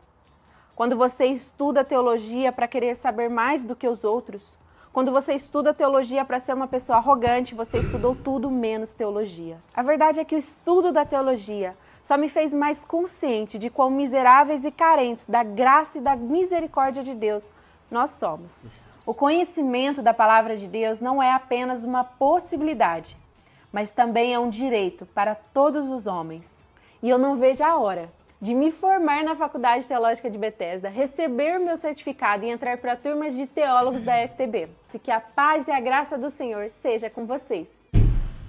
Estamos de volta com o programa de... Hoje eu ia falar de debates, mas hoje é o programa Biblicamente Especial, né? Hoje 2 horas de programação, mas como o tempo voa, meu Deus do céu. Então, voltamos aqui, estávamos falando sobre essa questão de traumas, né? Infância e tal, e danos psicológicos que são gerados, né? Através desses traumas. E eu falei que nesse próximo bloco ia também atender o ouvinte ao vivo. Então, se você quer falar ao vivo com a gente no programa dessa manhã, você pode mandar teu áudio para mim. O WhatsApp é 984849988. Hoje estou aqui com os doutores Adriano Lima e a doutora Cris Silva. E obrigado pelos comentários. Muita gente falou: nossa, que programa interessante, muito interessante esse tema, tal, atual, não sei o quê. Então, Deus abençoe vocês que estão chegando agora, porque nem todo mundo esperava que o programa tivesse 2 horas, e aí logo no começo tinha menos pessoas, né, que o normal. Mas você pode se inscrever no nosso canal e também deixar um like para ajudar no nosso posicionamento. Então, vamos lá, temos áudio aí para colocarmos aqui nesse segundo bloco. Solta aí, por favor. Pastor César e a todos os irmãos aí, paz do Senhor. Minha pergunta é o seguinte: no nosso meio cristão, tem pessoas também que têm essas bonecas, viu? Há fatos aqui na região onde eu moro de pessoas que cuidam de bebê e estão na igreja. Como é que fica esse negócio? Como é que fica esse ensinamento? Como é que a igreja vê isso? Não é só o mundo secular, não. O mundo cristão também. Hélio Dantas, cidade de Bastos. Tá aí o Hélio lá de Bastos fazendo a pergunta, tá na mesa aí. E aí, os crentes também com bebê reborn, quem vai? Deixa eu abrir um parênteses só dizer que, se eu não falar, o pastor Misael, lá do setor 47, pastor setorial, ele falou, diga pro César, pastor César aí que eu tô fazendo hebraico com ele, então já que terminou agora... Um abração, pastor Misael, Assembleia de Deus, Deus abençoe, uma alegria ter a sua audiência. Amém. O problema não é o boneco, né? Não é o boneco. Daqui a pouco vai ficar pecado, né? Ninguém vai comprar mais. O problema não é o boneco. Ter uma boneca sim, ter dinheiro para comprar, porque acho que o investimento é muito alto, né? De 1.000 a 12 mil reais. O problema está ligado ao apego extremo a esse brinquedo. Isso é o preocupante. E se é preocupante, aliás, e se está chegando na igreja, nós precisamos realmente dar uma atenção, porque a questão, como o Adriano já falou, o problema não é a boneca, mas como essa pessoa está. Então, se dentro da igreja tem membros que estão com esse excesso do cuidado da boneca, tem que tratar a questão emocional deste membro. Eu penso que é questão, se chegou na igreja, primeiro eu tenho que pensar o que é que está se ensinando, como está se ensinando, né? O que é que motivou também, sobre tudo que a gente já colocou aqui. Então, o problema não é o boneco, é a relação que eu estabeleço com esse boneco. Inclusive o boneco, eu já falei aqui, que tem perspectiva saudável, né? É utilizado para pessoas que... É utilizado para pessoas que estão doentes também, né? Eu perguntei ao rapaz da loja ontem, ele falou que a maioria é criança, Douglas. Que bom, porque é algo muito novo, né? Pode ser uma modinha, pode não ser, é algo muito novo. A gente não sabe de fato o que é que está acontecendo, a gente não sabe a incidência disso, Mas é a relação. Não Mas só você acha que passa? Porque, por exemplo, ó, eu lembro de um tempo atrás, eu não vou lembrar o nome do jogo, mas era do... É um jogo de computador dos Pokémons. É verdade. Eu falei, inclusive, eu falei sobre isso, né? Porque eu me lembro... Que o pessoal no meio da rua um pouquinho antes da pandemia. Cara, aqui é Paulista, você não tem noção como ficou. Tipo assim, a pessoa andava com o celular assim na rua. Eu tenho um vídeo sobre isso. Gente que teve acidente, gente que e tal. Faz uns 10 anos? Acho que não. Não, faz menos. Enfim, 7, né? Aí, quer dizer, virou um negócio assim e era da Nintendo. Era da Nintendo, não era esse negócio? Acho que era da Nintendo. Começou no Japão, se não me falha a memória. Alguma coisa assim. E aí, não era nem... Sei lá qual que era. E aí era um negócio assim que foi uma febre no mundo. Só que passou rápido, né? Passou rápido. Hoje, você não vê a pessoa querendo pegar um Pokémon. E tinha Pokémons específicos que você... Raros, não sei o quê. Agora, tem esse negócio do bebê reborn. Você acha que isso passa? Ou é mais uma pandemia de moda ou não? Ou vai ficando? Eu acho que passa. O que não passa é o adoecimento da sociedade, que não vem passando, né? É o adoecimento da sociedade. Eu acho que isso aí, na minha percepção, né?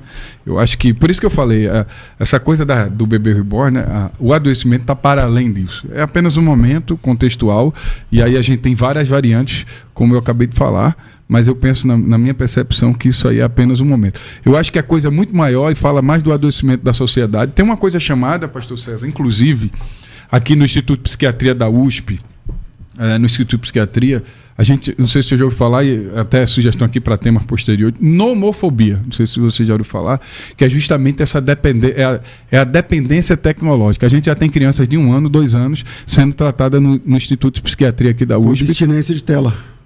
Exatamente. Excesso de tela. Então você percebe que essa coisa do bebê reborn, ela é muito pontual e contextual. Daqui a pouco o pessoal já não vai estar falando de bebê reborn, não vai estar falando de outra questão que vai vir na mídia. Mas eu acho que é muito importante a gente pensar o que é que está acontecendo com a sociedade, né? Que mal está. Porque parece que está tendo um declínio. Porque uma coisa era do brinquedo do Pokémon, da Barbie. Agora, considerar que um brinquedo tem vida... Porque aí é o pulo do gato. Porque enquanto nós estávamos só na modinha da brincadeira, da competição, né? Enfim, algumas saudáveis, outras nem tanto. Mas agora, que declínio é esse? Que adoecimento é esse? Que agora o boneco passa a ser um ser de vida. Estão falando que estão querendo apresentar na igreja, né? Teve apresentação ou o pastor não quis? O pastor não deixou, né? Não sei. Eu acho que o pastor o pastor não deixou. Não deixou demarcação de limite. Levou lá para apresentação. Até onde eu vi a mídia era depois isso. Depois dá um Google aí que você... Eu não vi isso, eu só fiquei sabendo. Mas se o pastor deixar, pelo amor de Deus, né? Não. Por isso que eu pensei, né? O cristão que chega na igreja... mas acho que alguém vai deixar. Porque... É moda, né? Então, daqui a pouco... tem pastor do taca-taca por aí, né? É hype. Vamos lá. Ouvinte ao vivo, solta o áudio aí, manda teu áudio pra cá. O WhatsApp é 984849988. Vai. Bom dia, pastor César Leandro Silva Correia, aqui de São João Batista, Santa Catarina, acompanhando pelo YouTube. Uau. Às vezes nós nos esquecemos, mas já teve uma onda de Tamagotchi. Todo mundo andava com o bichinho virtual, alimentava o bichinho virtual, porque senão ele morreria. Então eu vejo que ciclicamente isso vem acontecendo na nossa sociedade, mas hoje as redes sociais dão mais luz a isso. Um abraço, Deus abençoe. Eu tinha falado antes, boa. Vamos lá, tem mais um? Manda aí pra cá. Bom dia, pessoal. Paz do Senhor. Eu ouvi um dia que o vazio que há dentro do coração é do tamanho de Deus. E eu acho que eu fui uma criança que não tive... Meu pai morreu, eu tinha 2 meses de idade. Minha mãe não sabia ler, não sabia escrever. A gente passou por muita fome, por muita situação difícil, falta de pai. Só que depois que eu conheci... Cresci sim, com um vazio muito grande dentro do meu coração, dentro de mim. Só que depois que eu conheci Jesus, esse vazio foi embora. Será que hoje não é isso que está faltando, gente? Porque as pessoas estão parecendo loucas, estão com a mente doentes, estão com a mente doidas. Será que não está faltando, não é buscar Jesus de verdade? Não sei, eu acho um pouco simplista, né? Mas muito vamos simplista. Lá. Quando eu penso eu gosto muito de falar. Quando eu penso sobre essa coisa do faltar Jesus, tem um texto, e aí a gente, né? Vamos para a Bíblia agora. Eclesiastes capítulo 9, versículo 2, Salomão escrevendo, né, em um dos seus livros, ele diz o seguinte: tudo sucede igualmente a todos, Né? E aí ele discorre, ou seja, tem uma máxima que eu gosto de usar que diz o seguinte: a fé não nos isenta de lidarmos com as demandas da vida, a fé ela nos auxilia a lidarmos com as demandas da vida. Então, da mesma forma que a gente tem essa que está faltando de Jesus, se a gente for, essa fala do pastor César caiu muito bem, é muito simples. Se a gente for pensar assim, um cristão que tem depressão porque está faltando de Jesus, um cristão que tem síndrome do pânico, um cristão que tem TAG, transtorno de ansiedade generalizada, eu acho que essa coisa do tá faltando de Jesus vai para além. Não é porque eu tenho um Cristo que eu não posso entrar em crise, né? Não é porque eu tenho... Paulo, uma vez, ele colocou uma coisa bem interessante, que ele disse assim, ele disse o seguinte: eu bem quero fazer isso, não faço, mas que não quero esse faço. Ele está dizendo o seguinte: eu vivo um conflito interno, uma guerra, não é que ele vivia de maneira permissiva, não é sobre isso, mas ele vivia uma guerra interna, uma batalha interna, da mesma forma que Paulo. Paulo, meu filho, a minha graça te basta.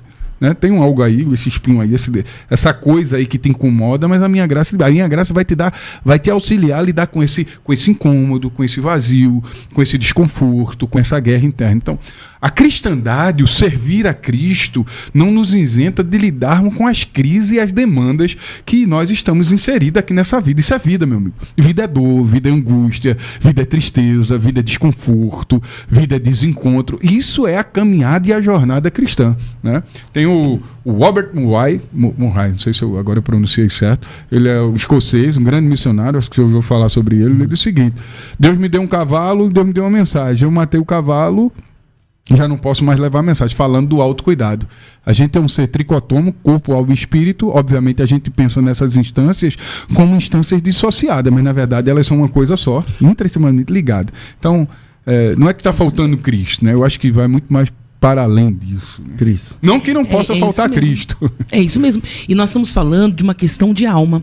A sede das emoções é a psique. O apóstolo Paulo vai falar, segundo aos Tessalonicenses, falando acerca do corpo, alma e espírito. Realmente, o homem é formado de uma maneira tricotômica, né? E hoje nós estamos falando de alma.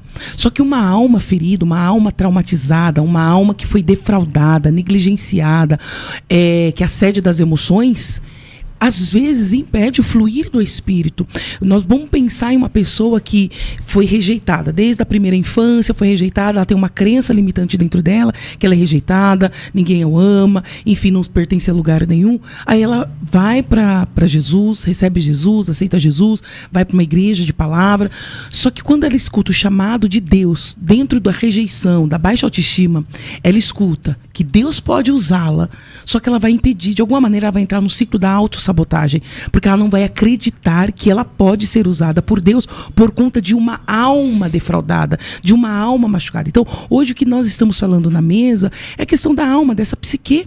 A palavra ali grego que o Paulo vai falar aos Tessalonicenses, falando de santificação, é a psique, né? O espírito é pneuma, né? E o corpo é esse soma. Então, nós temos que ter equilíbrio no corpo, na alma e espírito, cuidar do corpo, da alma e do espírito. E mais uma coisa, uma alma doente, ela pode desembocar, pode abarcar para uma doença psicossomática, né? Uma doença que começa na alma, mas se resulta no corpo. Quantas pessoas estão chegando no UPA, no pronto atendimento, que a raiz é a alma, só que ela está com todo o sintoma fisiológico. Então precisamos sim realmente cuidar dessa alma para que possa fluir mais a presença de Deus, enfim, receber a verdade do Senhor, né? Da cura do Senhor. Mas quando você fala sobre isso, tem uma máxima que eu gosto de usar, que diz o seguinte: toda mudança ela perpassa pelo ato do reconhecimento. Isso é uma perspectiva bíblica, né? A Bíblia vai dizer que quem convence o homem do pecado é o Espírito. Convencer tem a ver com tomada de consciência. Para haver mudança tem que ter tomada de consciência, não é só choro, tem que ter a ver tomada de consciência. Capítulo 12, versículo 2 da carta do apóstolo Paulo, escrita à igreja romana, ele diz assim: não vos conformeis com esse mundo, mas transformados pela renovação do vosso entendimento. E entendimento tem a ver com aquilo que é subjetivo. Quando a gente fala de mente na perspectiva bíblica, todas as vezes que a gente fala sobre algo subjetivo, a Bíblia ela trata de algumas formas. Por exemplo, coração. Cria em mim, ó Deus, um coração puro, 51:10 na edição. Cria em mim, ó Deus, um coração puro e espírito reto. A Bíblia está falando de parte subjetiva do indivíduo. Quando a Bíblia fala de parte subjetiva, é justamente esse lugar aí da alma. Enquanto a psicologia, a psicanálise trata a parte subjetiva e vai falar sobre subjetividade, a perspectiva teológica vai chamar isso aí de alma, né? Que é o que é essa parte imaterial do ser humano. Então, o que acontece para haver mudança? Tomada de consciência. Reconhecimento é esse lugar de tomada de consciência. A partir do momento que houve tomada de consciência, a ressignificação, ou seja, a nova tomada de sentido. Por exemplo, a gente vê José receber uma túnica, né? Várias cores, não foi isso, pastor? Várias cores. Imagina os outros irmãos, todas as vezes, e ali o erro foi do pai. Né? A gente olha, tem até hino, né? Dizendo, não, Deus deu a túnica para José. Quem deu foi Jacó. Ela não tem nada a ver com Deus aquilo ali. Né? Fez um diferente só pro Jacó, né? Não só pro José. Agora imagina todas as vezes que aqueles meninos olhassem para uma túnica, né? A perspectiva traumática daquilo ali. Então, todas as vezes que eu olhar para a túnica, quando a gente fala de trauma, a gente está falando de experiências que me remete ao lugar da dor. Por exemplo, eu estava dirigindo um carro e a partir do momento que eu estava dirigindo esse carro, eu bati. Aí, ok, passou o tempo. Todas as vezes que eu coloco a mão no volante, eu me remeto à experiência anterior, que foi quando eu bati o carro. Trauma é isso, é uma cisão. É aquilo que me potencializa e me remete a uma experiência anterior que me causou desconforto. E aí, quando a gente pensa sobre trauma, a gente pensa sobre várias perspectivas. E o que é que acontece para elaborar o trauma? Tomada de consciência. Eu vou esquecer? Às vezes sim, às vezes não. O Winnicott vai dizer que às vezes existem coisas, pastor, doutora Cris, que a gente vai esquecer, existem outras que a gente não vai esquecer, mas a gente vai aprender a lidar. Dói, dói. Continua causando desconforto? Continua. Mas não me potencializa mais. Eu não me paraliso mais. Eu vou com dor mesmo. Tem gente que diz assim, não, você vai esquecer. O tempo cura. Não, o tempo não cura nada. Existem coisas que o tempo vai passar e não vai curar nada. Por isso que o ambiente da psicoterapia é extremamente importante, né? Quantos cristãos, não vou procurar um terapeuta porque eu não sou louco, não sou maluco, por conta a terapia, uma escutativa, um acolhimento, uma rede de apoio de profissionais vai trazer à luz essa consciência. Porque às vezes está no campo do inconsciente, pastor, o trauma lá da infância, eu tenho essa boneca e amo essa boneca, tenho esse apego extremo. Mas por quê? Coisa no inconsciente que essa pessoa precisa trazer à luz da consciência para ver a cura.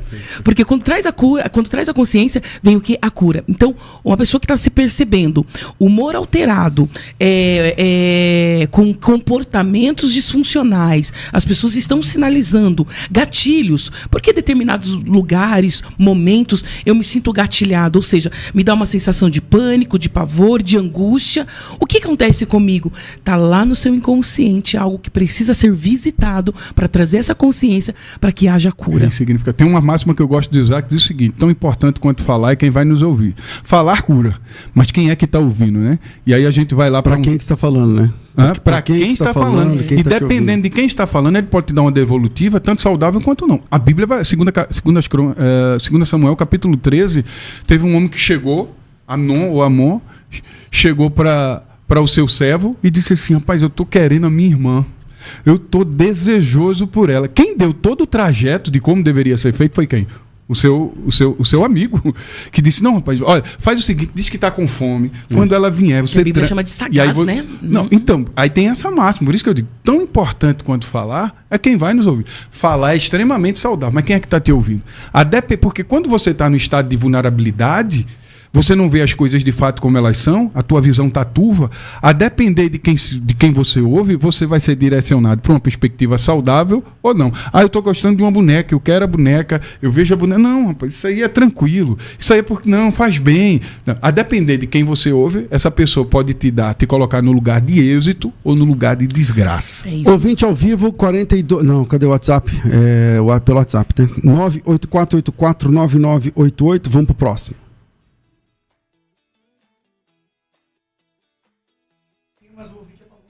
Ele apagou a mensagem? A pessoa mandou que estava no ar, ia já entrar aqui, mas aí apagou a mensagem. Então, você pode mandar seu áudio aqui pra gente, o WhatsApp 984849988. Agora, uma das falas que a irmã falou assim, é falta de Jesus, não sei o que e tal. Eu falei, olha, é muito simplista, eu não quis desmerecer a irmã, mas é que é assim, essas coisas também acontecem com pessoas que têm Jesus. Uma pessoa que tem Cristo, ela entra nessa onda do bebê reborn aí então o que acontece porque ela está se desconectando, né? A vulnerabilidade emocional, né? Fragilidade emocional, tudo aquilo que a gente vem falando. Por exemplo, Cristo, apesar de ser Cristo, no Getsemane, a Bíblia vai dizer que por 2 vezes ele incomodou e disse assim: não pudesse nem velar 1 hora aqui comigo, 1 hora, apesar de ser o Filho de Deus, apesar de ser Senhor do Universo, o Verbo encarnado, e aí ele foi lá e convocou. Tem uma máxima, viu, pastor César e doutora aqui, que eu gosto de usar, diz o seguinte: pessoas precisam de Deus, mas pessoas precisam de pessoas. que está acontecendo? Será que essa pessoa está com rede de apoio interessante? Será que essa pessoa, um cristão, tem alguém que está ouvindo ela? Porque ser ouvido é... Meu irmão, quem está me ouvindo... Aqui, né? Se você tem alguém que te escuta, zela por essa pessoa. Cuida dela com o maior carinho do mundo. Porque, pastor, ter alguém hoje que possa nos ouvir, dar tempo, porque você gasta tempo, porque ouvir demanda, né? Uma coisa é alguém ligar para você hoje e dizer assim, ó, fulano, eu tô com um problema, ok, você tá ok. Liga 5 vezes para essa pessoa. Liga 5 vezes. Fulano, de novo... Parece um descaralhado. Meu amigo, muda aí o negócio, dá um up, né? Porque ouvir demanda é justamente o lugar da psicoterapia. Você pode ir com a mesma demanda várias vezes, obviamente, e aí o terapeuta vai pensar com você o que é que está acontecendo que te coloca naquele lugar. Então, se você tem alguém que te escute, ok. Então, se esse cristão que está com essas demandas, o que é que está acontecendo? Tem uma rede de apoio saudável? Como é que está a relação dele pastoral? Como é que está a relação dele familiar? Como é que está a relação dele com Deus e consigo mesmo? Que isso é muito importante, né? Porque às vezes você pode desenvolver sentimento de culpa, né? E como é que, vamos lá, a pessoa tá lá com o bebê reborn porque é um trauma, não sei o que e tal, gerou essa desconexão, beleza, já entendemos. O que fazer agora? Por exemplo, a pessoa tá ouvindo a gente agora e ela vai procurar você, Cris, por exemplo. Aí você vai trabalhar isso com ela em terapia. Como é que é isso para a pessoa voltar a se reconectar? Pastor, nós vamos entender o que essa boneca significa para ela. Vai ter um acolhimento sem julgamento, que é importante dos nossos ouvintes, até os nossos irmãos em Cristo, aprender a desenvolver isso a cada dia, no dia a dia, ouvir sem julgamento. E isso tem no consultório, né? A gente ouve sem julgamento.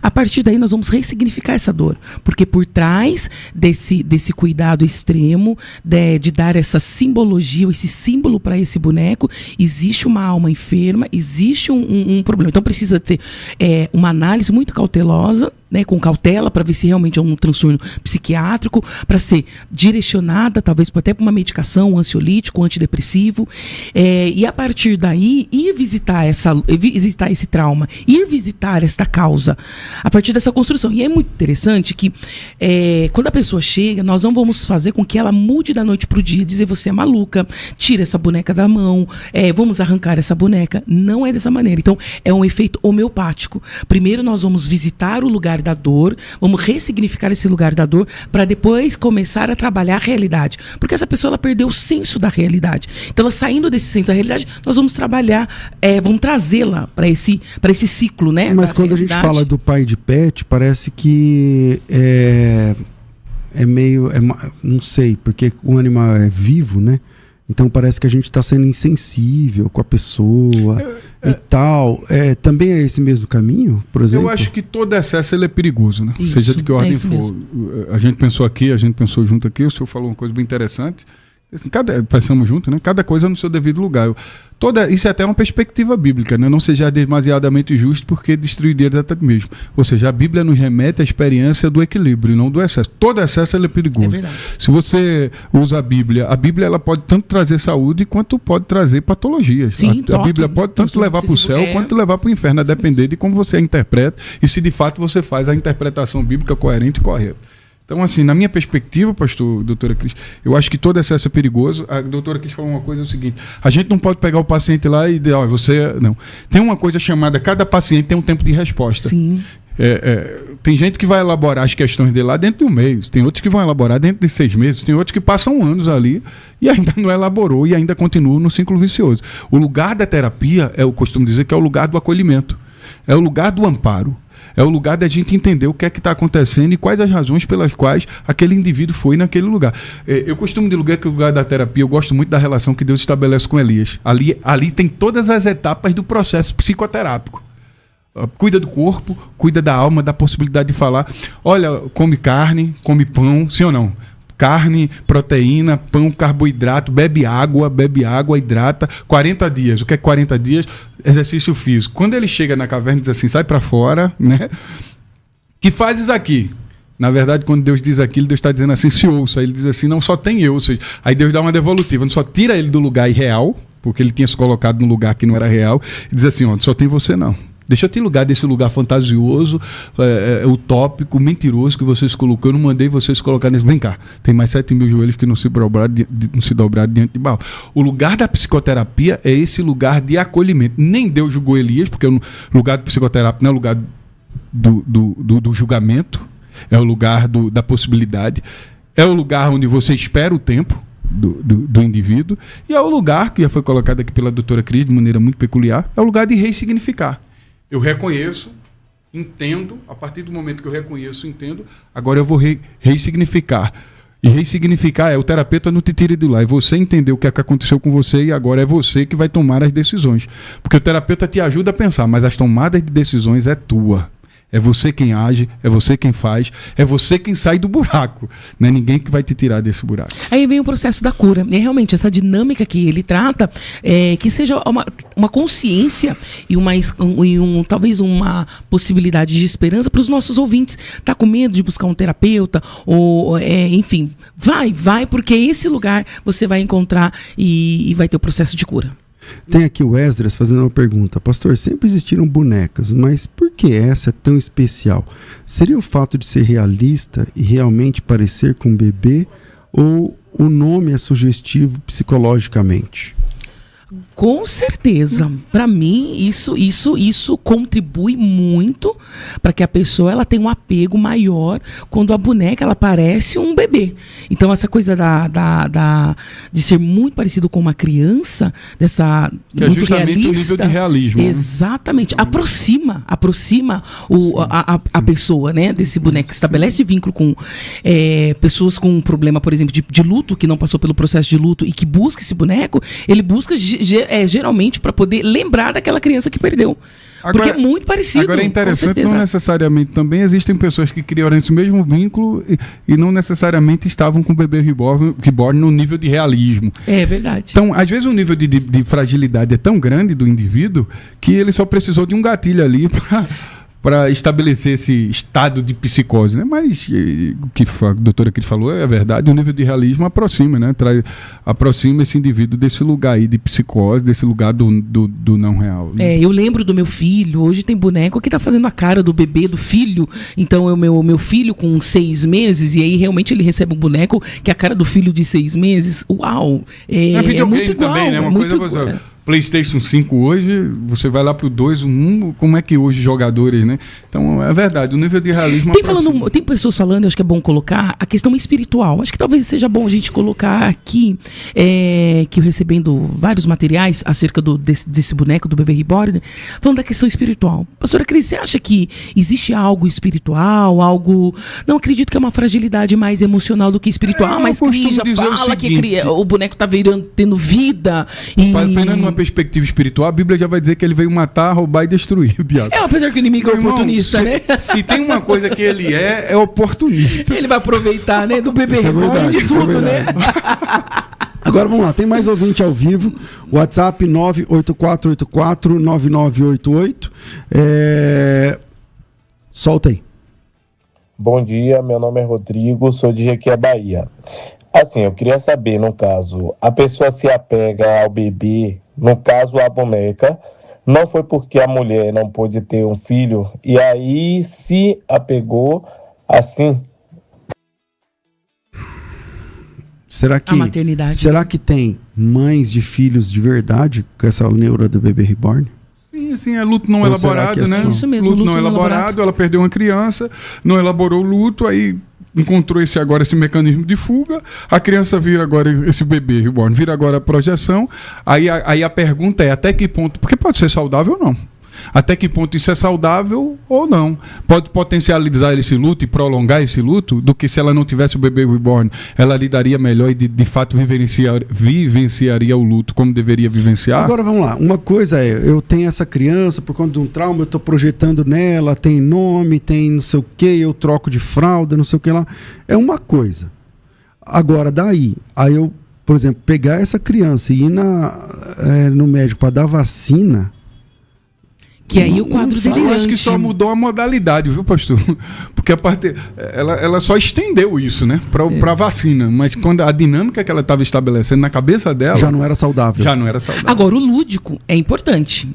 que é eu troco... Mas você está falando da criança, né? E da criança ou do adulto? Não, eu tô falando assim, eu sou um adulto que tem um bebê reborn. Até eu tratá-lo como uma criança, não sei o quê, vocês estão explicando daí a perda, o luto que não foi resolvido, não sei o quê, tudo bem. Mas daí, até eu querer, por exemplo, ser atendido primeiro na fila, eu tô na fila preferencial porque eu tô com essa criança. Ou eu soube de casos de pessoas que lá no metrô querem sentar no lugar da mãe que está com o bebê no colo. Quer dizer, até um luto não elaborado pode explicar por que eu fui atrás dessa boneca, por que eu quero essa boneca e trato essa boneca como sendo uma criança. Mas nesses próximos fases que eu estou falando, já é uma desconexão com a realidade. Ele só estendeu, né? Ele estava desconecto, experiência, quando a gente pensa na criança, é extremamente saudável essa relação com a boneca, porque traz a questão de amparo, de acolhimento, de limite, de cuidado, quando a criança estabelece. E aí o lúdico, que você colocou muito bem. Mas na fase adulta você já vê que ele só estendeu isso. É verdade. Ele saiu da dinâmica interna para a dinâmica externa, né? A desconexão já estava na internalidade. E talvez tenha uma pessoa que coleciona, igual colecionava Barbie, que vai trocar a roupa, mas só quem? É uma minha boneca e eu acho interessante, hoje eu vou colocar um modelinho diferente, que é coisa talvez muito mais saudável. Agora, estender, que aí talvez, né, entra a desconexão nessa questão delirante. Já existia. Ele só tornou isso perceptível e visível em ambientes que as pessoas dizem assim, não, isso não pode ser aceitável. Porque lá na dinâmica talvez não fosse tão... Lá na dinâmica interna, familiar dele, lá na casa, no quarto, isso não era tão perceptível, isso, dependendo da dinâmica que ele estava inserido, pode ter sido normalizado. Quando isso vai para fora e começa a ter esses ambientes, vacina, ter o lugar da gestante, ele diz, não, isso aí tá loucura. Tem um hobby artístico, que também pode ser uma coisa que podemos pensar. Esse hobby artístico, eu tenho o bebê reborn porque é o meu hobby, eu gostei. Então, tem algumas pecinhas, algumas roupas, tem várias características, o branquinho, enfim. Isso talvez seja até interessante como aquele colecionador de carrinho. Apesar que tudo em excesso, a gente pode pensar, né, se algum outro tipo de transtorno, né? Enfim, mas que é tudo em excesso. Mas até então, ser um hobby saudável. Mas já foi constatado cientificamente, por exemplo, eu fiz algumas coisas aqui, que as pessoas que estabelecem um vínculo com o bebê reborn de maneira patológica, elas desenvolvem TOC, transtorno obsessivo compulsivo, sai da realidade para o não real. Elas começam a desenvolver comportamentos que, quando a gente pensa em perspectiva patológica, é aquilo que de alguma forma potencializa você. Você já não dorme mais de maneira saudável, você já não come mais de maneira saudável, você já não se relaciona com as pessoas de maneira saudável, ou seja, você se isola. Então, a relação que você estabelece com isso, o que é que essa relação está fazendo com você? Doutores, quais são os principais traumas de infância que um adulto carrega? Por exemplo, quando vai para uma clínica, quando vai para começar uma sessão com vocês, quais são os traumas assim mais recorrentes, né? Os principais, assim, os que vocês podem, transformando aqui o programa num consultório, né? Que você pode falar para a pessoa que está em casa e talvez ela fale, eu tenho isso aí, eu não sabia. Olha, o trauma, pastor, na infância é uma realidade muito dolorosa e sequela esse adulto, até a questão cognitiva, a questão do relacionamento social. Agora, quais são os principais traumas? Né? As pessoas chegam conosco com uma demanda bem significativa. Abuso sexual, abuso emocional, uma perda, de repente perder um luto repentino, conflitos familiares, exposição a drogas, e às vezes um acidente de carro, alguma coisa que deu aquele susto na criança e que depois chega esse adulto na clínica também bem traumatizado. Doutor, são um dos abusos. Sua experiência sobre isso? Eu acho que a relação com os pais, para mim, é uma das demandas que eu coloco aí como prioritária, né? Ao longo da vida as pessoas estabelecem inúmeros traumas e eu costumo dizer que não existe família perfeita, mas essa questão do abuso também é muito peculiar, né? Abusos não elaborados, porque a pessoa às vezes pode ter sido abusada na infância, mas elaborou lá. Porque o abuso sexual, por exemplo, o que é que ele desenvolve na fase adulta? Ele desenvolve dificuldade em confiar nos outros, porque geralmente quem abusa da criança são figuras de autoridade. É um pai, é um vizinho, é um tio, é uma pessoa que de alguma forma inspira confiabilidade. Então, quando o abuso ele acontece, vem dessa pessoa. Então, quando essa pessoa chega na fase adulta, ela tem uma dificuldade absurda de confiar nas pessoas. Pode desenvolver promiscuidade, ou seja, a questão da sexualidade desorganizada, enurese, ou seja, unir na cama, agressividade. Geralmente as pessoas vêm com esse lugar aí, né? Por exemplo, a relação também com o pai, ou a relação com a mãe. As pessoas trazem muito, eu nunca vi minha mãe me abraçando, eu nunca fui beijado, né? O meu pai nunca sentou comigo e teve diálogo. A depender da geração, hoje eu acho que isso está muito mais trazendo para a questão da consciência. Mas se a gente pega uma geração anterior, onde as figuras parentais tinham um comportamento, e a gente normalizou o comportamento, né? A gente tinha pais narcisistas, tem até eu falo uma palestra sobre isso, sobre pais narcisistas, onde a gente idealiza esse pai, e principalmente pais cristãos, que se utilizam desse título de ser cristão para legitimar abuso. Eu atendo muito cristão, pastor. Eu acho que a maioria dos meus pacientes são cristãos. E uma das demandas que eu vejo muito no consultório é a questão de filhos que falam sobre pais que dizem assim, você não honra, pais cristãos, que tentam legitimar os abusos pela cristandade, pela fé. Por exemplo, me dá um exemplo. Por exemplo, ele tem 2 filhos e um desses filhos ele sempre privilegia um e o outro é o bode expiatório. Ele sempre está dizendo para um assim, por que você não parece? Por que você não é igual ao seu irmão? Olha o seu irmão, como ele age. Por que você não estudou igual ao seu irmão? Ele faz uma coisa chamada relação de comparação, porque todo pai narcisista, ele tem o filho dourado e o filho bode expiatório. Onde o filho dourado também sofre, é alvo do seu orgulho, é alvo dos seus elogios, enquanto o filho bode expiatório é alvo da desgraça. É o depósito da miséria emocional desse pai. E a relação da perspectiva bíblica, Paulo escrevendo na igreja em Éfeso, ele diz que a relação com os pais é uma relação de reciprocidade. Ou seja, os filhos devem honrar os pais, mas os pais não devem irritar os seus filhos. Provocar os filhos. Exatamente. A relação é de mutualidade, onde cada um existe um papel. Então, eu vejo muito essa questão traumática em relação a filhos, em relação a esses pais. E principalmente essa relação de comparação.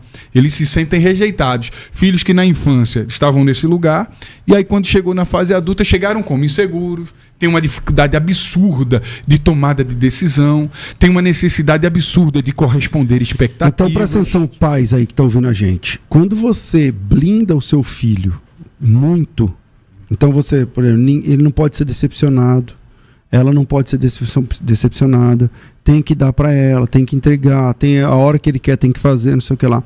Cara, você está destruindo o futuro desse homem e dessa mulher. A palavra é essa. Você está destruindo o futuro desse homem e dessa mulher, porque ele vai primeiro que ele vai ser uma criança que ninguém gosta. E não pode terceirizar para Deus o que não é de Deus. Exato. Não, primeiro ele vai ser uma criança que ninguém gosta. Porque uma criança que não aceita não, é uma criança insuportável. É horrível. Um mimado, né? Então você está mimando a sua criança, só que você está transformando ele num ser humano horrível, numa criança que ninguém gosta, num adolescente insuportável, nível de rejeição, num jovem que tem um rei na barriga, num adulto que é o dono da bola, que se não for do jeito que ele quiser, então ele vai embora, se não então acaba, e que quer dizer, você está destruindo seu filho precisa de não. Seu filho precisa lidar com frustração, ele precisa perder, ele precisa dividir, ele precisa entender que a vida não é um morango. Né? Os limites é sinônimo de amor. Eu me lembro de um paciente, pastor, que ele chega uma criança e ele colocou fogo na casa. E aí a escola pediu para levar para uma terapia, enfim, chega para mim com essa demanda, eu não aguento mais esse menino. Tal. Em algumas sessões, a mãe fala, o que você fez com esse menino? Ele está mais calmo. Eu simplesmente parei, escutei, ouvi, enxerguei. Ele estava gritando do limite, ele estava falando, alguém por favor fala não para mim, alguém por favor me veja, me escuta. Mudou, porque e aí a gente pode até pensar nessa influência que os pais têm com essa criança, pode moldar a saúde emocional e isso prejudicar mesmo. Nós estamos falando de baixa autoestima, insegurança, e vou para um outro revés. Se o pai blinda tanto essa criança, mima tanto essa criança, ela não tem resiliência, ela pode ir para o extremo, que é o TOC, o transtorno obsessivo compulsivo ou o perfeccionismo. Ela não pode errar nunca, porque existe uma crença dela, que é a voz do pai, dizendo, você é meu orgulho. Se eu sou orgulho do pai, eu preciso permanecer neste lugar de dar orgulho. Então eu não posso nunca errar. E isso é uma pressão muito grande sobre essa criança e vira um adulto que não pode errar nunca, né? Quando você fala sobre isso, eu gosto muito de Davi. Assim, quando a gente vai falar uma anamnese, uma análise da história, a gente demoniza muito Absalão, né? A gente tem a ideia de demonizar Absalão. Você tem a ideia do que é um filho, o irmão vê, o meio-irmão dela no amor, abusando da sua irmã Tamar, e o pai não fez nada porque... Não, o Davi é um péssimo pai. É verdade. Quando a gente faz um olhar psicológico, ele é mesmo. Absalão vai lá e mata o irmão. Planeja, né? Conspira ali, mata o irmão, né? Passa um período fora. Foram 5 anos esse negócio. 5 anos. Quando Absalão fala através de Joabe, se não me falha a memória, Joabe, o que é que Davi... Rapaz, que queria falar com o rei e tal. Queria falar com o rei. Quando Davi vai falar com Absalão, o que é que Davi faz? A expectativa do filho é: você errou. Você matou. Ele queria sentir vida. Ele queria sentir aquele pai emocional. E Davi de novo falhou. Dá um beijo, meu irmão. Ali foi um sentimento de rejeição, de frieza, de não presença emocional de Davi. Tanto é que, durante todo o percurso, Absalão só se revolta contra o pai depois do beijo. Antes do beijo ele foge, ele tá fugindo. Antes do beijo ele tá planejando. Depois do beijo ele quer matar, ele quer arruinar o pai, ele quer tomar o reinado. Ele usurpa no pátio das concubinas do pai. Olha só que coisa interessante. Quando ele chega diante de Davi, recebe o beijo, ele diz: agora lascou, uma expressão pernambucana agora. Agora não tem mais jeito. Meu pai não vai me dar aquilo que eu tanto esperava, então agora eu vou... Então, quando a gente pensa em Davi, né, e a Bíblia é interessante porque a Bíblia tem parâmetro para tudo, né, para todos os aspectos comportamentais. Foi um excelente rei, um grande guerreiro, mas um péssimo pai. E depois do beijo de Absalão, foi essa relação que ele estabelece com Absalão, eu acho que tem muito a nos ensinar. Né? Pastor, e agora os ouvintes talvez sejam assim, desesperados. E agora? Eu dou não, eu falo não, eu dou sim. Não existe família. Assim, eu costumo dizer, sabe, doutora, não existe família perfeita. É isso que nós não existe família perfeita. Eu costumo dizer que família perfeita é só a do outro que a gente não conhece. É isso mesmo, é verdade. É só até conhecer, né? É isso mesmo, é isso mesmo. Agora existem famílias mais funcionais e menos funcionais. Eu acredito, desculpa até te interromper, doutora Cris, mas eu acredito que uma das características de uma família funcional, pastor César, é a família que promove afeto. Okay. Não tem nada melhor do que amar e ser amado. Concordo contigo. E agora, os pais ouvindo, eu vou deixar algumas sugestões. Primeira coisa, entenda a linguagem de amor dos seus filhos. Qual é a linguagem de amor? Cris, o que é a linguagem de amor? É como ele se sente amado. Talvez o amor que seu filho entende, esse afeto, esse carinho, essa proteção, não seja nos bens materiais, porque a linguagem de amor do seu filho não está no presente, mas está nas palavras de afirmação. Então, fale mais: filho, você é uma bênção, filho, como... Enfim, tudo equilibrado, não é essa babação o tempo todo. Nós estamos falando de um perfil dentro da identidade dos filhos. E na hora que ele merece. Exatamente. Valida as conquistas, as vitórias, né? Ó, legal, parabéns, acertou aí, errou aí, né? Não precisa ganhar sempre. Então, qual é a linguagem de amor do seu filho? Fale através dessa linguagem, porque a linguagem do seu filho pode ser o toque. Tem muitas... Agora, pode falar. Não, pode concluir. Tem muitas crianças que gostam do colo, do abraço, de pegar, e a mãe fica, ou o pai, né? Esse menino é grudento, sai. Não. Talvez a linguagem de amor do seu filho seja o toque. Permita-se ser tocado. Agora, como pastor, a gente pode bater nos pais das crianças? Não, né? Nem como terapeuta. Eu parei de atender crianças por conta disso. Vontade de fazer assim, para na cara. Eu parei de atender criança por conta disso. Frustração por conta dos pais. Vamos ficar bem comportadinhos. Infelizmente, nosso tempo é curto. Não dá mais... O tempo é curto. Dá mais tempo. Não, eu falei sobre essa questão da criança, porque eu não sou da área da psicologia, mas eu vejo como pastor que muitas vezes a culpa da criança insuportável, da criança que não tem limite, da criança que não sabe lidar com não, da criança que tal, ele vai ser um péssimo adolescente, um péssimo namorado, uma péssima namorada, um péssimo profissional, péssimo tal. E a culpa é do pai e da mãe. A culpa é do pai e da mãe, especialmente daquele que fica mais tempo com ele, seja o pai ou a mãe. Porque a criança, hoje em dia é assim, ó. A minha psicologia é o seguinte: eu não falo não, meu filho não vai ouvir não da minha boca. E ele vai tomar banho a hora que ele quiser. Eu tenho que convencer. Dele, né? Você é amigo dele. Exatamente. Meu filho tem 7 anos, não é meu amigo. Ele é meu filho. Eu não sou amigo dele. Eu sou pai dele. Então eu tenho que dizer: você vai tomar banho porque chegou a hora de tomar banho, e vai tomar banho porque eu quero que você tome banho. Sai desse videogame, porque o tempo de videogame é isso. Aí a criança tem que enjoar do videogame. Eu tô falando isso porque você tá pregando, aí tem filho que fica andando, brincando, senta lá e não pode tirar. Já arrumei um problema com Não isso. Pode tirar. Não pode chegar e falar: não, isso aqui não é um lugar para criança ficar andando. Então, quer dizer, você tá destruindo o seu filho Você está destruindo seu filho por uma sensação boa naquele momento, porque, claro, tadinho, o bichinho é pequenininho. Ele está explorando o ambiente, né? Isso, deixa ele ali. Só que ele tem que saber que aquele ambiente tem coisa que você não pode subir, tem coisa que você não pode pegar, tem hora para você tomar banho, tem alguém que manda em você. A vida não é um morango. Então, eu queria deixar isso para vocês porque não está fácil. E quando eu vejo um pai fazendo isso, uma mãe com uma criança de 1, 2, 3, 5 anos, eu olho e falo assim, meu Deus, se essa pessoa não mudar isso, ele vai criar um ser humano horrível. E dá o celular na mão, né? Dá o não, celular. A criança faz o que quer, a hora que quer. Para entreter. Então, eu acho um crime, pastor, de verdade, dar um celular com internet para uma criança de 5 anos. Pelo amor de Deus. É desafiador para os pais. Você não sabe a atrocidade que você está cometendo dando um celular com... Infelizmente, o tempo está ficando bom o assunto, então tem que parar. Cris, muito obrigado pela sua participação. Sempre muito pontual, sempre muito importante. E eu queria que você deixasse seu contato para que as pessoas te sigam, tá? Para mais dicas, né? Mais conteúdos. Obrigada, meu pastor. Obrigada a todos os nossos ouvintes que ficaram conosco nessas 2 horas, mas voou aqui pra gente, né? Com tantas coisas ainda pra gente. Saio sempre com a sensação de que eu estou ficando devendo algumas coisas, né? Algumas informações para os nossos ouvintes, mas sempre bom estar aqui com vocês. E Instagram quer conhecer os nossos trabalhos, Thalita Cume, nossa ONG, enfim, os projetos. Oficial Cris Silva. Entra lá que tem todas as informações. Oficial Cris Silva. Maravilha, maravilha. Doutor, bem-vindo sempre aqui. Muito boa esse papo. Eu também gostaria que o senhor deixasse suas redes aí para que o pessoal possa te acompanhar, seguir, talvez marcar uma terapia, sei lá, conhecer mais. Em primeiro lugar, agradeço a todos que nos ouviram, ao pastor César Cavalcante pelo convite, a doutora Cris, uma alegria muito grande eu dividir aqui essa temática, né?